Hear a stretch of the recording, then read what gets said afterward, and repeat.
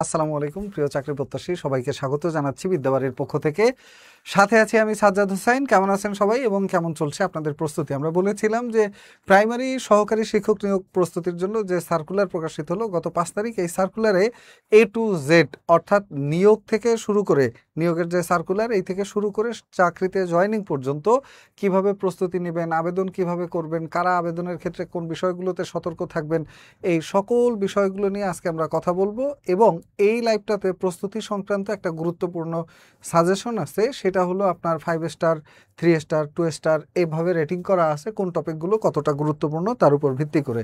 পাশাপাশি এই লাইভের মধ্যে আপনারা কোন বই থেকে পড়বেন, কিভাবে প্রস্তুতি শুরু করবেন, কিভাবে প্রস্তুতিতে বিষয়ভিত্তিক পড়াশোনাগুলো করবেন, এই সকল বিষয়ে বিস্তারিত আলোচনা রয়েছে এই লাইভটার মধ্যে। আপনি প্রাইমারি শিক্ষক নিয়োগ প্রস্তুতির সব কিছু একবারে পেয়ে যাবেন। আর এই লাইভটা না দেখলে বিশাল বড় মিস করে ফেলবেন। যারা যুক্ত আছেন, কে কোথা থেকে যুক্ত হয়েছেন একটু কমেন্টে জানাতে পারেন। আর আপনি যাদেরকে এই লাইভে উপস্থিত হওয়ার ব্যাপারে আশা করছেন তাদেরকে মেনশন করে দিতে পারেন, অথবা লাইভটা শেয়ার করলে তারা জানতে পারে যে আমাদের লাইভটা শুরু হয়ে গেছে। লাইভটা খুবই গুরুত্বপূর্ণ।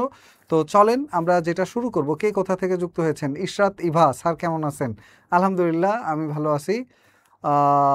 এরপরে রিজা আক্তার, ওয়ালাইকুম আসসালাম। উপরে কারা কমেন্ট করছিল? উপরে উপরে উপরে উপরে, আচ্ছা, MST হুমায়রা, ওকে। তো আপনারা জাস্ট মেনশন করে দিতে পারেন আরও লোকজনকে যারা লাইভটা দেখা গুরুত্বপূর্ণ, এবং কে কোথা থেকে জয়েন করেছেন দেখি। কারণ আপনারা কে কোন বিভাগ থেকে আবেদন করতে চাচ্ছেন এটা একটা গুরুত্বপূর্ণ বিষয়। এই সার্কুলারটা 6টা বিভাগের, 6টা বিভাগ হলো: 1 নম্বরে আপনার রংপুর বিভাগ, 2 নম্বরে ময়মনসিংহ, 3 নম্বরে সিলেট, 4 নম্বরে হলো খুলনা, 5 নম্বরে হলো বরিশাল, এবং 6 নম্বর বিভাগ কোনটা বলেন? 6 নম্বর বিভাগ কোনটা? খুলনা, ওই যে কমেন্ট আটকে গেছে, খুলনা বরিশাল বিভাগ ব্যতীত 6 নম্বর কোনটা? সিলেট, ময়মনসিংহ, রংপুর। তারপর নিচের দিকে নামলে আমরা পাই হলো রাজশাহী, এই রাজশাহী বিভাগ, রাজশাহী, খুলনা, বরিশাল। বাকি থাকলো ঢাকা এবং চট্টগ্রাম। ঢাকা এবং চট্টগ্রামের সার্কুলার সম্ভবত এই মাসের শেষ দিকে, না হলে আগামী মাসের শুরুর দিকে পেয়ে যাবেন। 4,116টা পদ ফাঁকা আছে এই দ্বিতীয় ধাপের যে সার্কুলার হবে ওটার জন্য। তো চলেন আজকে আমরা প্রথম ধাপের সার্কুলারে যশোর থেকে, ভোলা থেকে, নওগাঁ থেকে, বরিশাল থেকে, পলাশবাড়ি গাইবান্ধা থেকে স্যার ওয়াজেদ আলী বিজয়, ঢাকা থেকে জয়শ্রী দাস, ওকে, রংপুর থেকে, চিটাগাং থেকে, ওকে, ইফতেখার উদ্দিন অপূর্ব। আপনারা মেনশন করে দিতে পারেন অন্যদেরকে। আমরা শুরু করি মূল আলোচনা। তো প্রাইমারি শিক্ষক নিয়োগ প্রস্তুতিতে A to Z অর্থাৎ কিভাবে শুরু করবেন, কোথা থেকে শুরু করবেন, কি পড়বেন। প্রথমে আমি একটা কথা বলে নেই, সেটা খুবই অপ্রিয় সত্য কথা। এই কথাটা দিয়ে আজকের লাইভটা আমরা শুরু করতে চাচ্ছি। অপ্রিয় সত্য কথা হলো, এই প্রাইমারি শিক্ষক নিয়োগ পরীক্ষায় টোটাল আবেদন করবে 3 লাখ, 4 লাখ, 5 লাখ, এমনকি এটা 10 লাখের কাছাকাছি যেতে পারে। তো এই প্রার্থীদের মধ্যে থেকে চাকরি পাবে কতজন? চাকরি পাবে মাত্র 11,000 মানুষ বা 10,000 মানুষ। যে আমার টোটাল সার্কুলারটা 10,200 জন মানুষের, এই 10,200 ছাড়া বাকি সবাই বাদ পড়বে। আপনার উপজেলায় পদ ফাঁকা থাকতে পারে অ্যাভারেজে 10 থেকে 20টার মতো, অর্থাৎ আপনার উপজেলায় 10টা বা 20টা পদ ফাঁকা আছে, 10 জন বা 20 জন মানুষ চাকরি পাবে। কিন্তু প্রাথমিকভাবে আপনার উপজেলায় আবেদনকারীর সংখ্যা দেখবেন যে একেবারে 10, 20, 30, 40 হাজারও হতে পারে। তো এই 10, 20, 30, 40 হাজার থেকে ধরেন যেগুলো ছোট উপজেলা, ওইখানে আবেদনকারী হতে পারে 5,000 বা 7,000 বা 10,000, ওইখান থেকে পাশ করবে খুবই অল্প, খুবই অল্প, খুবই অল্প বলতে ধরেন যদি 10টা পদ থাকে তাহলে পাশ করাবে সর্বোচ্চ 50 জন মানুষকে, প্রিলি পাশ করাবে, তাদেরকে ভাইবা দিতে দেবে 50 জন মাত্র। 5,000 থেকে মাত্র 50 জন, বা 10,000 থেকে মাত্র 50 জন, সর্বোচ্চ গেলে 100 জন যদি 3:1 পাস করায়, পদ সংখ্যা একটু বেশি থাকে। সো এই বিষয়গুলো একটু মাথায় রেখে প্রস্তুতিটা শুরু করবেন, আসলেই আপনি প্রস্তুতিটা নিতে চাচ্ছেন কিনা। ওকে, চলেন শুরু করি মূল কথা। তো প্রথমেই বলি আবেদনের সময়সীমা নিয়ে একটা কথা। আবেদন শুরু হচ্ছে আগামী 8 তারিখ থেকে, অর্থাৎ আগামীকালকে থেকে আবেদন শুরু হচ্ছে। এবং আগামীকালকে আবেদন শুরু হলে প্রথম কথা যেটা আপনাদের প্রতি রিকোয়েস্ট, কালকেই কেউ আবেদন করতে লেগে যান না। কারণ আবেদনের মধ্যে কিছু বিষয় চেঞ্জ হতে পারে, আবেদনের মধ্যে কোনো ভুল ত্রুটি হতে পারে। একবার টাকা পেমেন্ট করলে আর কোনো ধরনের সুযোগ থাকবে না। সো প্রথম দিনে আবেদন করবেন না, দ্বিতীয় দিনেও আবেদন করবেন না, তৃতীয় দিনেও আবেদন করবেন না। প্রথম 2 বা 3 দিন সার্ভারের সমস্যা থাকতে পারে, অথবা কোনো ধরনের আপডেট আসতে পারে, অথবা কোনো ধরনের চেঞ্জ এর মধ্যে থাকতে পারে। সো এই বিষয়গুলো মাথায় রেখে একটু দেখে বুঝে শুনে তারপরে আবেদনটা করতে যাবেন। 8 তারিখ শুরু হলে মোটামুটি টার্গেট থাকবে আপনার 10 তারিখের পরে 15 তারিখের আগে, 10 তারিখের পরে 15 তারিখের আগে, অর্থাৎ আপনার টার্গেট থাকা উচিত 8 থেকে 21 তারিখ পর্যন্ত আবেদন চলবে। টার্গেট থাকবে 10 থেকে 15 তারিখের মধ্যে। 10 থেকে 15ই নভেম্বরের মধ্যে আবেদনটা করবেন। তাহলে বেনিফিটটা কি পাবেন? শেষের দিকে এসে 15ই নভেম্বরের পরে এসে সার্ভার জ্যাম হয়ে যেতে পারে। সার্ভার যদি জ্যাম হয় তখন আপনার আবেদন করতে বেশ জটিলতায় পড়তে হয়, সার্ভার যদি জ্যাম হয়ে যায়। আর শুরুর দিকে যদি করেন, শুরুর দিকে অনেক সময় সার্ভার তো 8 তারিখে আবেদন শুরু হলেই সাথে সাথে দেখা যেতে পারে সকাল 10টা 30-এ আবেদন শুরু হবে, সাথে সাথে দেখা যেতে পারে সার্ভারে একটা জ্যাম পড়বে, তখন আপনি আবেদন করতে গেলে কোনো জটিলতা থাকতে পারে। এই জন্য প্রথম দিকে আপডেটের ওয়েট করবেন, যে কোনো ধরনের আপডেট আসে কিনা বা কোনো পরিবর্তন সুবিধা অসুবিধার বিষয় থাকে কিনা, এটা একটু দেখে শুনে বুঝে 10 তারিখের পরে যে কোনো একদিন আবেদন করলেন 15 তারিখের মধ্যে। কারণ 15 তারিখের পরে শেষ দিকে এসে শুক্র শনিবারে সার্ভারে একটা জ্যাম থাকে, আবার গিয়ে এছাড়া একটা সমস্যা থাকে, শেষের দিকে এসে অনেক সময় টাকা পেমেন্ট করতে জটিলতা হয়, যেমন প্রাইমারি হেডমাস্টারের ক্ষেত্রে হয়েছিল। এরপরে আরেকটা জিনিস, সেটা হলো 10 থেকে 15ই নভেম্বরের মধ্যে আপনি আবেদন করলেন। আবেদন করার ক্ষেত্রে প্রথম যে বিষয়টা মাথায় রাখবেন সেটা হলো কোনো প্রকার ভুল করা যাবে না, কারণ ভুলের কোনো ক্ষমা প্রাইমারি শিক্ষক নিয়োগ পরীক্ষার আবেদনের ক্ষেত্রে নেই, অর্থাৎ ভুল করার কোনো চান্সই নেই। ওইখানে সার্কুলারের মধ্যেই ওনারা বলে দিয়েছে যে এই সার্কুলারে যখন আপনি আবেদন করবেন তখন ভালোভাবে সার্কুলার পড়ে বুঝে তারপরে আবেদন করবেন। কোনো ধরনের ভুল ত্রুটি এটা পরিবর্তন করার সুযোগ নেই। অর্থাৎ স্যার গতবার প্রচুর পরিমাণে মানুষ আমাকে ফোন করেছিল, অথবা আমাদের বিদ্যাবাড়িতে মেসেজ দিয়েছিল, ইনবক্সে মেসেজ দিয়েছিল যে স্যার এই ভুল হয়েছে, স্যার ওই ভুল হয়েছে। তো এই ভুলগুলো কিন্তু কোনোভাবেই সংশোধনযোগ্য না। ওনারা সার্কুলারে বলে দিয়েছেন ভুল করলে সেই ভুল সংশোধনযোগ্য না। সো কোনোভাবে যাতে আবেদনে ভুল না হয়, পরে বলবেন যে কম্পিউটার অপারেটর ভুল করছে, দোকানের কম্পিউটার যে টাইপিস্ট উনি ভুল করছে, এইসব কেউ শুনবে না আর কি। অর্থাৎ আপনার সেই মানবিক দৃষ্টিকোণ থেকে বলবেন বা দৌড়াদৌড়ি করবেন, কিন্তু কোনো লাভ হবে না। সো যা করার প্রথমে পড়ে নিতে বলছে ওনারা। বলছে যে আবেদন করার পরে আবেদনের কপিটা প্রিন্ট করে পুরা কপিটা একবার পড়লেন, যদি কোনো ভুল না থাকে তারপর টাকা পেমেন্ট করবেন। আগেই টাকা পেমেন্ট করে পড়তে গিয়ে যদি কোনো ভুল পাওয়া যায় সেক্ষেত্রে কোনো সুযোগ নাই কিন্তু আর। দ্বিতীয় জিনিস, ভুলের মধ্যে একটা সবচেয়ে বড় ভুল যেটা সার্ভার মাঝে মধ্যে যেটা করে জেন্ডারের ক্ষেত্রে, অর্থাৎ আপনার জেন্ডার মেল না ফিমেল, এটা খুব ভালোভাবে দেখবেন। কারণ সর্বশেষ দুইটা প্রাইমারি সহকারী শিক্ষক নিয়োগে মেল এবং ফিমেল আলাদা কেন্দ্রে পরীক্ষা হয়েছে। আলাদা কেন্দ্রে পরীক্ষা হলে হয় কি, আপনার যদি ভুলে কোনোভাবে জেন্ডার চেঞ্জ হয়ে আসে তাহলে আর আপনি এই পরীক্ষাটা দিতে পারবেন না, পরীক্ষার হলে আপনাকে ঢুকতে দেবে না যদি জেন্ডার মেল ফিমেল আলাদা আলাদা সেন্টার করে আগের মতো। দ্যাটস ওয়াই এটা খুব ভালোভাবে মাথায় রাখবেন যে আপনার জেন্ডার মেল ফিমেল এটা ঠিক আসলো নাকি ভুল আসলো। যদি এটা ভুল আসে তাহলে আর পরীক্ষাই দিতে পারবেন, পরীক্ষার হলেই ঢুকতে পারবেন না। নেক্সট আসেন এরপরে আরেকটা গুরুত্বপূর্ণ ইস্যু। সেই গুরুত্বপূর্ণ ইস্যুটা হলো আপনার চাকরির স্থায়ী ঠিকানা কোথায় দিবেন। এটা নিয়ে অনেকেরই প্রশ্ন থাকে যে স্যার চাকরির স্থায়ী ঠিকানাটা কি দিব। কারণ স্থায়ী ঠিকানা যেটা দিবেন ওইটার সপক্ষে আপনার দলিলপত্র দিতে হবে। স্থায়ী ঠিকানার সপক্ষে আপনার দলিলপত্র বলতে কি জায়গা জমির দলিল না, দলিলপত্র বলতে ওই জায়গা থেকে নাগরিকত্ব সনদ নিয়ে আসতে হবে, অথবা আপনার যে এনআইডি কার্ডের মধ্যে আপনার স্থায়ী ঠিকানা দেয়া আছে। দ্যাটস ওয়াই আপনার যে জিনিসটা আছে সেটা হলো স্থায়ী ঠিকানাটা খুব ভালো করে বুঝে শুনে দিবেন। অনেকে আছেন যাদের মূল বাড়ি, ধরেন বাড়ি হলো রংপুর ডিভিশন বা রংপুরের কোনো একটা জেলায়, সে থাকে ঢাকায় পার্মানেন্টলি, তার বাবার অ্যাড্রেসের কারণে এইখানেই থাকে। তো এখন অ্যাড্রেসের বিষয়টা আপনি ঢাকায় দিবেন নাকি রংপুর দিবেন, এটা নিয়ে অনেকের থাকে। তো ঢাকায় তো সার্কুলার হয় নাই, ধরলাম আমরা ঢাকা না, রংপুর রাজশাহী। এখন তার মূল বাড়ি হলো রংপুরে, কিন্তু তারা সেটেল হলো রাজশাহী শহরে। এখন সে ঠিকানাটা কোথায় দিবে? রাজশাহী শহরে দিলে সেখান থেকেও সে নাগরিকত্ব সনদ সংগ্রহ করতে পারবে, আবার রংপুরে দিলে ওইখান থেকেও সংগ্রহ করতে পারে। কিন্তু এনআইডি কার্ডের যে স্থায়ী ঠিকানাটা আছে এবং আপনার পিতামাতার যে স্থায়ী ঠিকানাটা আছে ওইটার সাথে ম্যাচ করানো হয়। দ্যাটস ওয়াই আপনি এই জায়গাটাকেই সিলেক্ট করবেন, যেটা আপনার সার্টিফিকেটে আপনার ঠিকানা আছে, যেটা আপনার পিতামাতার এনআইডিতে আপনার ঠিকানা আছে, যেটা আপনার এনআইডি কার্ডের মধ্যে আপনার স্থায়ী ঠিকানা আছে। এই তিনটার বিষয় যাতে ম্যাচ করে এটা দেখে নেবেন, না হলে ঠিকানার যদি ভুল হয় এটা নিয়ে ঝামেলায় পড়বেন। আর দ্বিতীয় জিনিস হলো, এটা গেল পুরুষদের ক্ষেত্রে। আর যারা নারীদের ক্ষেত্রে স্থায়ী ঠিকানা দুইটা হবে, একটা হলো বাবার বাড়ি, একটা হলো স্বামীর বাড়ি।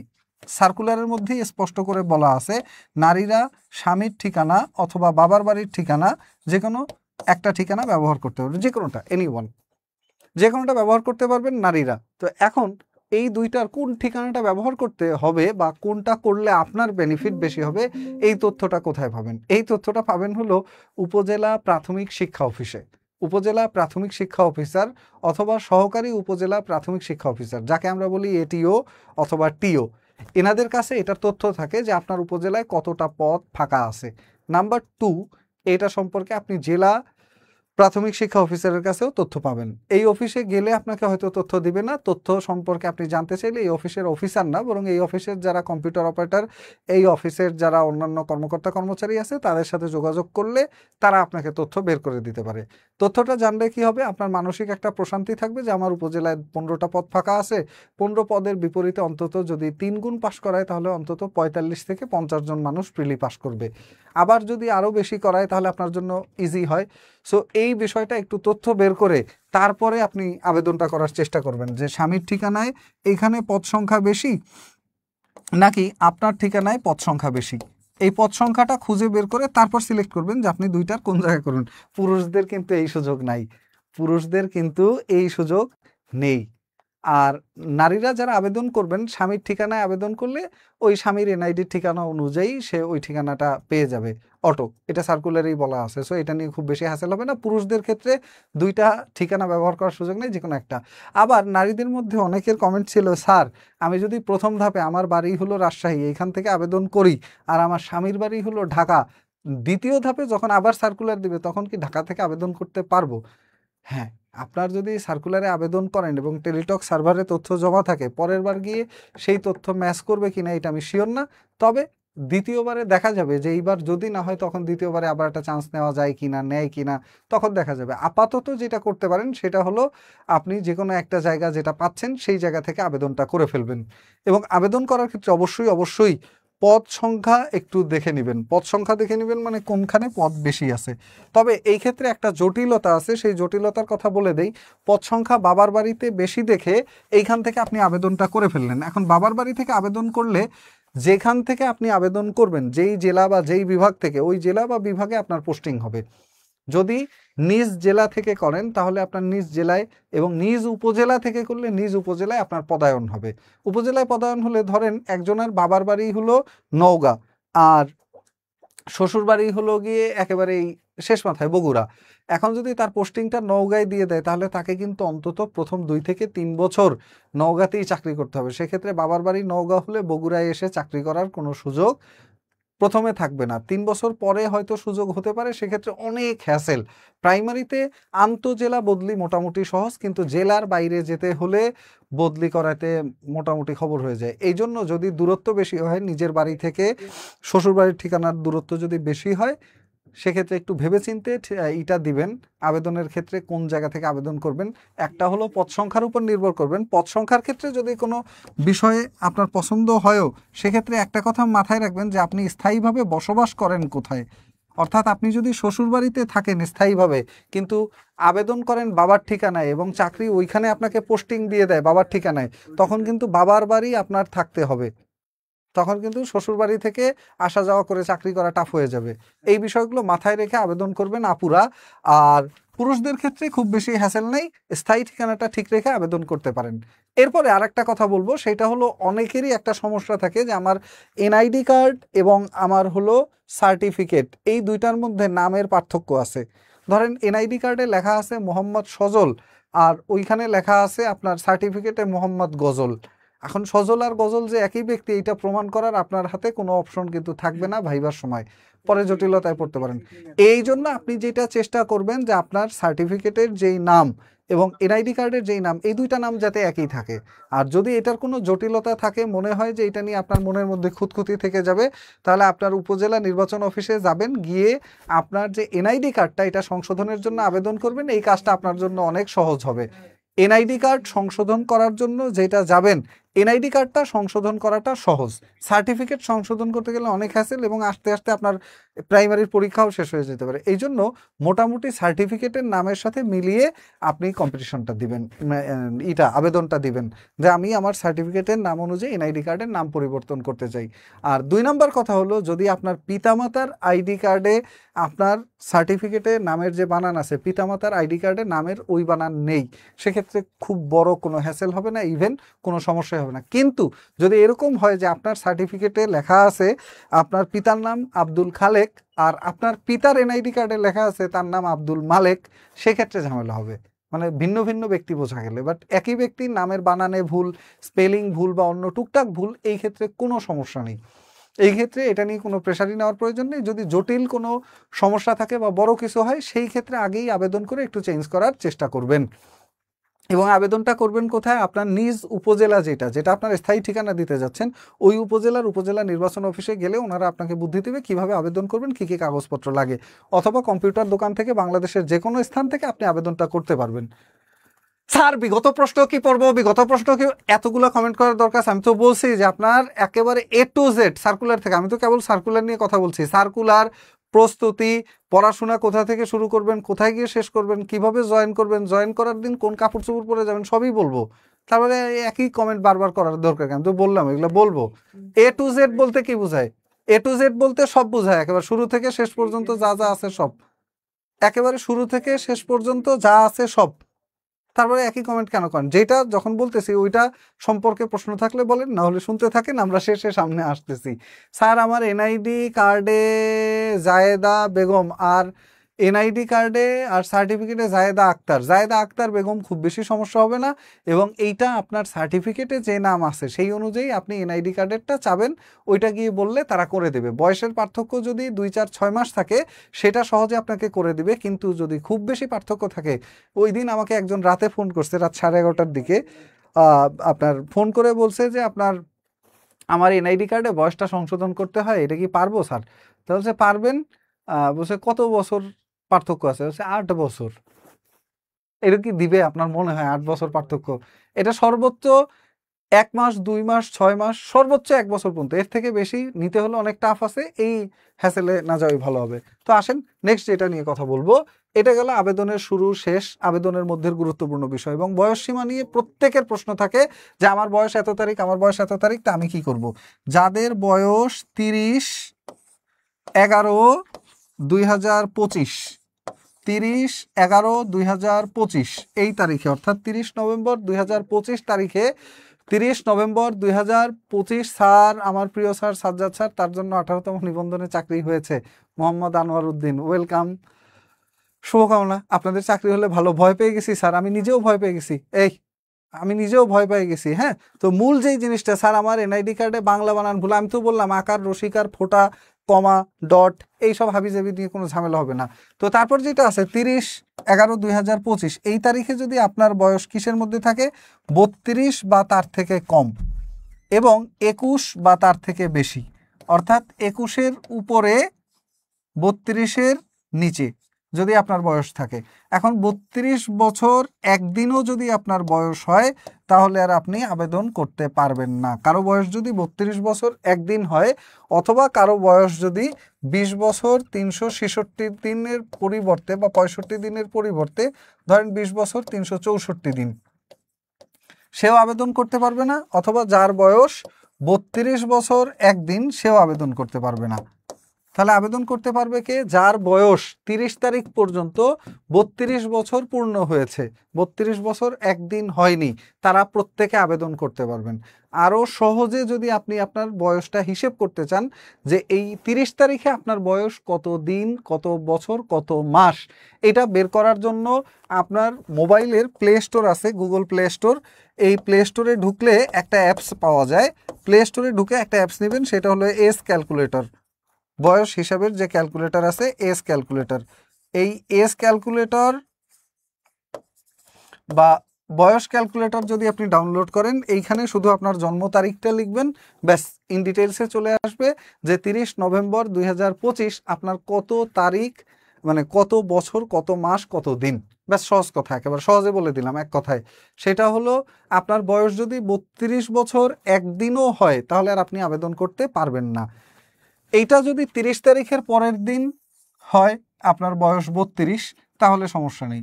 30 তারিখের পরের দিন, তারপরের দিন, তারপরের দিন এ সময় হলে সমস্যা নেই। কিন্তু তার আগে যদি আপনার বয়স 30 বছর হয়, ধরেন 29 তারিখে আপনার বয়স 32 বছর হয়ে গেছে, তাহলে 30 তারিখে আপনার বয়স হবে 32 বছর একদিন, নট অ্যালাউড।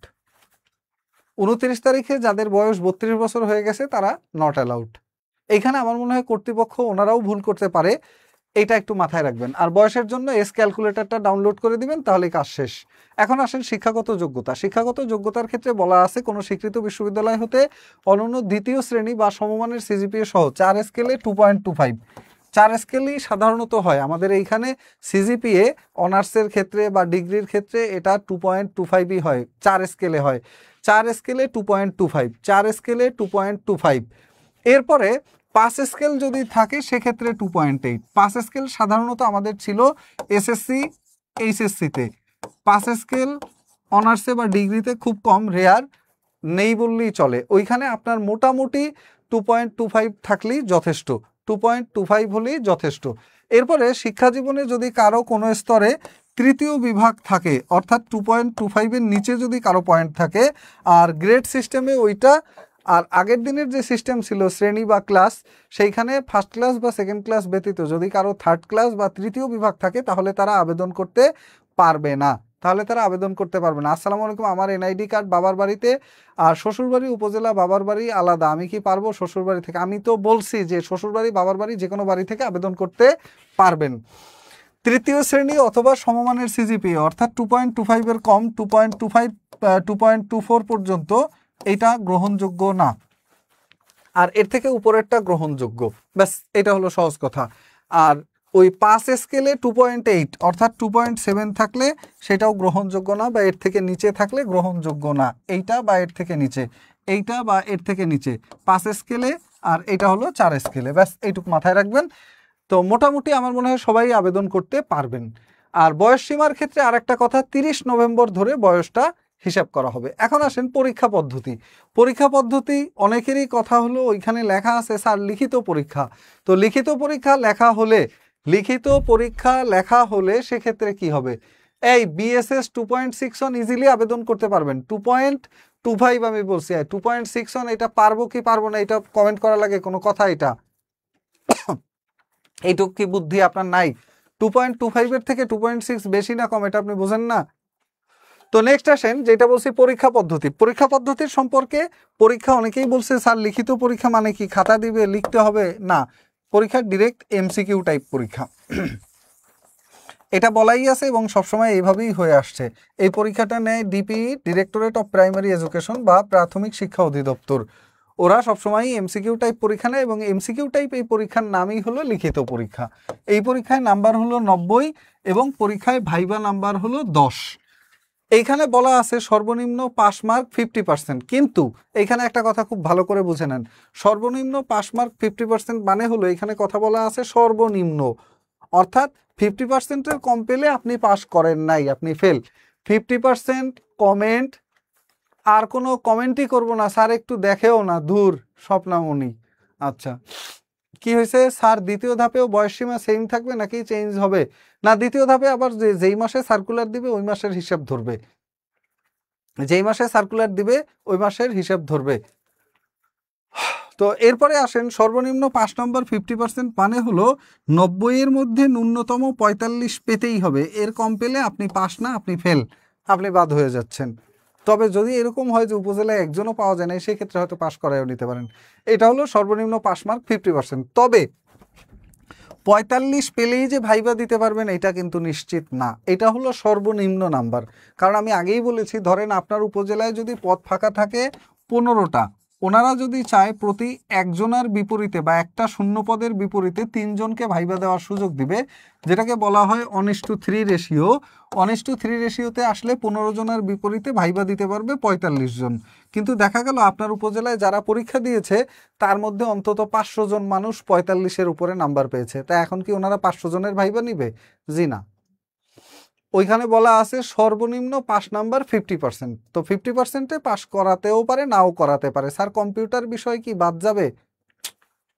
আসতেছি রে ভাই, আপনারা একটু ওয়েট করেন, ওই জায়গাগুলো বলবো। আমি বলছি শুরু থেকে শেষ পর্যন্ত। স্যার নিয়োগে ভাইবা দিলাম, জব হলো না, এখন কি করব? 23 সালে। ওকে, 23 সালে হয় নাই তো এখন আবার আবেদন করবেন, আবার প্রস্তুতি নেবেন। এইটা মাথায় রাখেন, সর্বনিম্ন পাস মার্ক 45, তবে এইটা দিয়ে ভাইবা নাও দেওয়া যেতে পারে। এরপর আসেন নিয়োগ পদ্ধতিতে কোটা। কোটা কিন্তু মোটামুটি খুচরা করে একটু কোটা থেকে গেছে, সেটা হলো 7% বা 7% যে কোটাটা, এই 7% কোটার মধ্যে 5% মুক্তিযোদ্ধা কোটা, প্রতিবন্ধী কোটা 1%, ক্ষুদ্র নৃগোষ্ঠী কোটা 1%। এই 5 এবং 2 7% কোটা থাকলো আপনার রেগুলার কোটা, যেটা হাইকোর্টের রায় অনুযায়ী এবং সর্বশেষ প্রজ্ঞাপন অনুযায়ী কোটার যেই কোটা রাখা হয়েছে সেটা হলো 7%। এই 7% ব্যতীত বাকি কোটা হলো 93% সকল শিক্ষার্থীর জন্য উন্মুক্ত। অর্থাৎ যদি 100টা পদ ফাঁকা থাকে আপনার জেলায়, 100 পদের মধ্যে 60টা পদ থাকবে সংরক্ষিত মুক্তিযোদ্ধা, প্রতিবন্ধী এবং ক্ষুদ্র নৃগোষ্ঠীর জন্য। বাকি 93টা পদ সবার জন্য উন্মুক্ত। কিন্তু এই 93টা পদের মধ্যে 20% পদ যাবে বিজ্ঞান বিভাগের শিক্ষার্থীদের জন্য। 93টার মধ্যে বিজ্ঞান বিভাগের যে আছে, বিজ্ঞান বিভাগের যে কোটা আছে সেটার জন্য যাবে 20%। 93-এর 20% যাবে বিজ্ঞান বিভাগের জন্য। আর বাকি যতটুকু থাকতেছে সেই বাকি অংশটুকু, অর্থাৎ 93%-এর বাকি 80% থাকবে সকল প্রার্থীর জন্য উন্মুক্ত। এক্ষেত্রে মোটামুটি আপনার ওই 7% আর এখানে 20% না, একটু কম হয়, কারণ 93-এর 20%, 100%-এর 7% যাবে ওই পাশে, বাকি যে 93% থাকে তার 20% যাবে বিজ্ঞানে। মোটামুটি আপনার 27% যাবে না, যাবে হলো 25%-এর একটু বেশি। তাহলে আপনার ধরেন 24 বা 25% যাবে কোটায়, বাকি 75% সবার জন্য উন্মুক্ত থাকবে। সংখ্যাটা কম বেশি হতে পারে, মোটামুটি অন অ্যান অ্যাভারেজ 75% বা এর আশপাশের কোটা উন্মুক্ত থাকবে। অর্থাৎ আপনার জেলায় 100টা পদ ফাঁকা থাকে, তার মধ্যে সাধারণ প্রার্থীদের জন্য উন্মুক্ত পদ থাকবে 75টা, আর বাকি 20% পদ যাবে বিজ্ঞানের জন্য, আর প্রথমে 7% যাবে মুক্তিযোদ্ধা, প্রতিবন্ধী, ক্ষুদ্র নৃগোষ্ঠী, এদের জন্য। একটু চা দিতে বলেন। আর অল্প এরপরে যেটা আছে আপনার 75 যে থাকে, এই 75-এর মধ্যে কিন্তু বিজ্ঞান বিভাগ থাকবে। অর্থাৎ প্রথম 20% এখানেও বিজ্ঞান বিভাগ আছে, বিজ্ঞানের জন্য এই 20%। আবার ওইখানে যাওয়ার পরেও বাকি যেগুলো উন্মুক্তের মধ্যে কি বিজ্ঞানকে এরপর আর নিবে না? পাশ করলে এর মধ্যেও নিবে। এখান থেকেও যদি বিজ্ঞানের লোকজন পাশ করে ওখানেও নিবে, আবার তাদের জন্য আলাদা করে 20% অগ্রাধিকারও রাখবে। 10,219 জন 2 ধাপে মিলে নাকি দ্বিতীয় ধাপে? না, 10,219 জন শুধুমাত্র প্রথম ধাপে, এখন এই 6 বিভাগের জন্য। আর পরবর্তী ঢাকা এবং চট্টগ্রাম বিভাগের জন্য পদ ফাঁকা আছে 4,166টা এখন পর্যন্ত, যেটা দ্বিতীয় ধাপে ঢাকা এবং চট্টগ্রাম বিভাগ। ওই 2 বিভাগের জন্য, ঢাকা আর চট্টগ্রাম বিভাগ 2 বিভাগের জন্য পদ ফাঁকা আছে 4,166টা। সো কোটার হিসাবটা আশা করি বুঝে ফেলছেন। আপনার উপজেলায় যদি 100টা পদ ফাঁকা থাকে, তাহলে 100টার মধ্যে 75টা পদ থাকবে উন্মুক্ত, বাকিগুলো কোটায় বাদ হয়ে যাবে। এক্সাম কি ঢাকাতে হবে? জি না। অনেকেই অলরেডি দেখছি, আমি গতকালকে এইটা নিয়ে, গত পরশু দিন, এই 2-3 দিন এইটা নিয়ে প্রচুর পরিমাণে পোস্ট হয়েছে বিভিন্ন জায়গায় যে পরীক্ষা নাকি ঢাকা হবে। না, প্রাইমারি শিক্ষক নিয়োগ পরীক্ষা ঢাকা তো দূরের কথা, বিভাগীয় শহরে হওয়ার ব্যাপারেও এখনো কোনো কথা হয় নাই। সবসময় প্রাইমারি শিক্ষক নিয়োগ পরীক্ষা হয় জেলা শহরে, সহকারী শিক্ষক নিয়োগ পরীক্ষা হয় জেলা শহরে, এবং জেলা শহর থেকে অন্য কোনো শহরে চেঞ্জ করা হয়েছে বা হবে এই মর্মে কোনো কথা কোনো কেউ বলেও নাই, কোনো পেপার পত্রিকায়ও আসে নাই, কোনো প্রজ্ঞাপনও হয় নাই। সো পরীক্ষা এখনো জেলা শহরেই থাকবে। যেটা হয়েছে এটা একটা গুজব। আর যদি কোনো কিছু হয় সেক্ষেত্রে আপনাদেরকে বিস্তারিত জানানো হবে। কোনো কিছু চেঞ্জ করা হয় নাই, পরীক্ষা আপনার জেলা শহরেই হবে। আপনার যে জেলা, যেই জেলা থেকে আবেদন করবেন ওই জেলার জেলা শহরে পরীক্ষা হবে। আর যদি চেঞ্জ করে সেক্ষেত্রে সর্বোচ্চ বিভাগীয় শহর নিতে পারে। ঢাকা শহরে আসলে এই পরিমাণ আবেদনকারীর পরীক্ষা একই দিনে একই সাথে নেওয়ার ক্যাপাবিলিটি কর্তৃপক্ষের নাই। এই পরিমাণ একই সাথে একইবারে নেওয়ার ক্যাপাবিলিটি কর্তৃপক্ষের নাই। দ্যাটস ওয়াই কর্তৃপক্ষ এই চান্স কখনোই নিবে না, এবং এটা নিয়ে একটা রিপোর্টও পত্রিকায় আসছে, পরীক্ষা ঢাকাতেই হবে। নেক্সট আসেন এই পরীক্ষার ক্ষেত্রে নম্বর বন্টনটা কেমন হবে এবং আপনার টার্গেট নাম্বার কত থাকবে, দুইটা জিনিস নিয়ে আমরা কথা বলবো। একটা হলো টার্গেট নাম্বার আর একটা হলো নাম্বার বন্টন। নাম্বার বন্টনের সবচেয়ে বেশি প্রাধান্য পেয়েছে বাংলা এবং ইংরেজি, আর হলো আপনার গণিত এবং সাধারণ জ্ঞান। এই চারটা ভাগে ভাঙা হয়েছে, তার মধ্যে সবচেয়ে গুরুত্বপূর্ণ বাংলা ইংরেজি, কারণ অর্ধেকের বেশি নাম্বার আছে বাংলা এবং ইংরেজিতে। অর্ধেকের বেশি নাম্বার আছে বাংলা এবং ইংরেজিতে, দুইটা মিলে আছে 50 নাম্বার। বাংলা এবং ইংরেজি দুইটা মিলে নাম্বার আছে 50, অর্ধেকের বেশি, কিন্তু 45-এ অর্ধেক, বাংলা ইংরেজিতে আছে 50। আর অন্যদিকে আপনার সাধারণ জ্ঞান অংশে আছে 20 এবং গণিত ও বিজ্ঞান ওইখানে আছে 20। তো গণিত ও বিজ্ঞানের 20-এর মধ্যে অন্তত 5 মার্কে বিজ্ঞান ও আইসিটির কোশ্চেন থাকবে। সেক্ষেত্রে বলতে পারি সাধারণ জ্ঞান অংশে অর্থাৎ বাংলাদেশ বিষয়াবলী, আন্তর্জাতিক বিষয়াবলী, বিজ্ঞান, কম্পিউটার এই অংশটা থেকে আরও 5 মার্ক, অর্থাৎ মোট 25 মার্ক থাকবে। স্যার আমি এবং আমার এনআইডি কার্ডের সদরের ঠিকানা দেওয়া, কিন্তু আমার কি যেন অনেক কমেন্ট করেই যাচ্ছেন আপনারা। এনআইডিতে পিতার নাম আবুল কাশেম পাটোয়ারি, কিন্তু পিতার এনআইডিতে পিতার নাম আবুল কাশেম মাঝি। আমি বলছি যে ভাইরে আপনাদের পরীক্ষা দেওয়ারই দরকার নাই, বাদ দিয়ে দেন। আমি আগেই এই সব বিষয় বলছি যে কারো ওই মাঝি, হাওলাদার, খান, চৌধুরী এতে কিচ্ছু হবে না। মূল নাম খালেকের জায়গা মালেক না হলেই হলো, মূল নাম খালেকের জায়গা মালেক না হলেই হলো। আমি বলছি 2.25 বা তার থেকে বেশি থাকলে আবেদন করা যাবে। কমেন্ট করে স্যার 2.6 হলে পারবো আমি। দেখেন একটু আগে ভালো করে মাথায় নেন আমি কি বলতেছি, বুঝেন। আমি বলছি A to Z। যারা লাইভটা শেয়ার করেন নাই শেয়ার করে রাখতে পারেন, এবং পরিচিত কাউকে মেনশন করতে চাইলে তাদেরকে মেনশন করে দিতে পারেন, যাতে তারাও এই লাইভটা দেখে উপকৃত হতে পারে। বিজ্ঞান প্রার্থী কোন রেশিওতে হবে, নাম্বারের কেমন পার্থক্য, এটা নিয়েই কথা বলছি। আসসালামু আলাইকুম স্যার, কেমন আছেন? আলহামদুলিল্লাহ। ওকে, তারপরে যেটা নিয়ে আমরা কথা বলছিলাম গণিত ও দৈনন্দিন বিজ্ঞান অংশ। এইখানে গণিতের নাম্বার থাকবে ধরেন 15 বা এর আশপাশে, কারণ গণিতের সাথে যেহেতু বিজ্ঞান যুক্ত করছে, বিজ্ঞানে অন্তত 4-5টা প্রশ্ন তো দিবেই। বিজ্ঞানে 19-20 সেশনের প্রার্থীরা আবেদন করতে পারবেন যদি তাদের ফলাফল হাতে পান। ফলাফল হাতে না পেলে আবেদন করতে পারবেন না। একমাত্র বিসিএস পরীক্ষা এপিআর দিয়ে আবেদন করা যায়। এপিআর মানে হলো আমি পরীক্ষায় অবতীর্ণ হয়েছি, অর্থাৎ পরীক্ষা দিয়েছি, এইটার ভিত্তিতে আবেদন করা যায় শুধুমাত্র বিসিএসে, প্রাইমারিতে না। অর্থাৎ যার 4 বছর মেয়াদি অনার্সের পরীক্ষা শেষ হয়েছে কিন্তু ফলাফল হয় নাই, তারা এই সার্কুলারে আবেদন করতে পারবেন না। আর যদি আবেদন করেনও লাভ হবে না। ওকে, কারণ পয়েন্ট স্পষ্ট করে উল্লেখ করতে হবে। নেক্সট আসেন, এরপরে যেটা আমরা বললাম যে বাকি থাকলো গণিত। গণিতে নাম্বার হলো 15 বা এর থেকে কম বেশি হতে পারে। গণিতে এমন হতে পারে 10 মার্কেরও প্রশ্ন হতে পারে, 15 মার্কেরও প্রশ্ন হতে পারে। আর বিজ্ঞান থেকে গণিত ও দৈনন্দিন বিজ্ঞান, এই বিজ্ঞান থেকে ধরেন 5টা প্রশ্ন বা 4টা প্রশ্ন হতে পারে।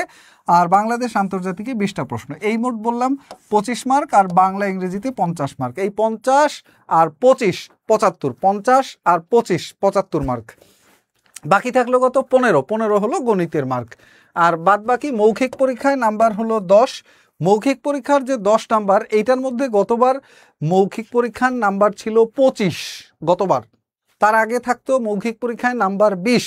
ওই সময়টাতে মৌখিক পরীক্ষা অর্থাৎ ভাইভাতে সার্টিফিকেটের একটা নাম্বার ফিক্সড করা থাকতো। এই আপনার এসএসসির সার্টিফিকেটে 4, এইচএসসির সার্টিফিকেটে 4, 8, অনার্সের বা ডিগ্রির সার্টিফিকেটে 2, 10।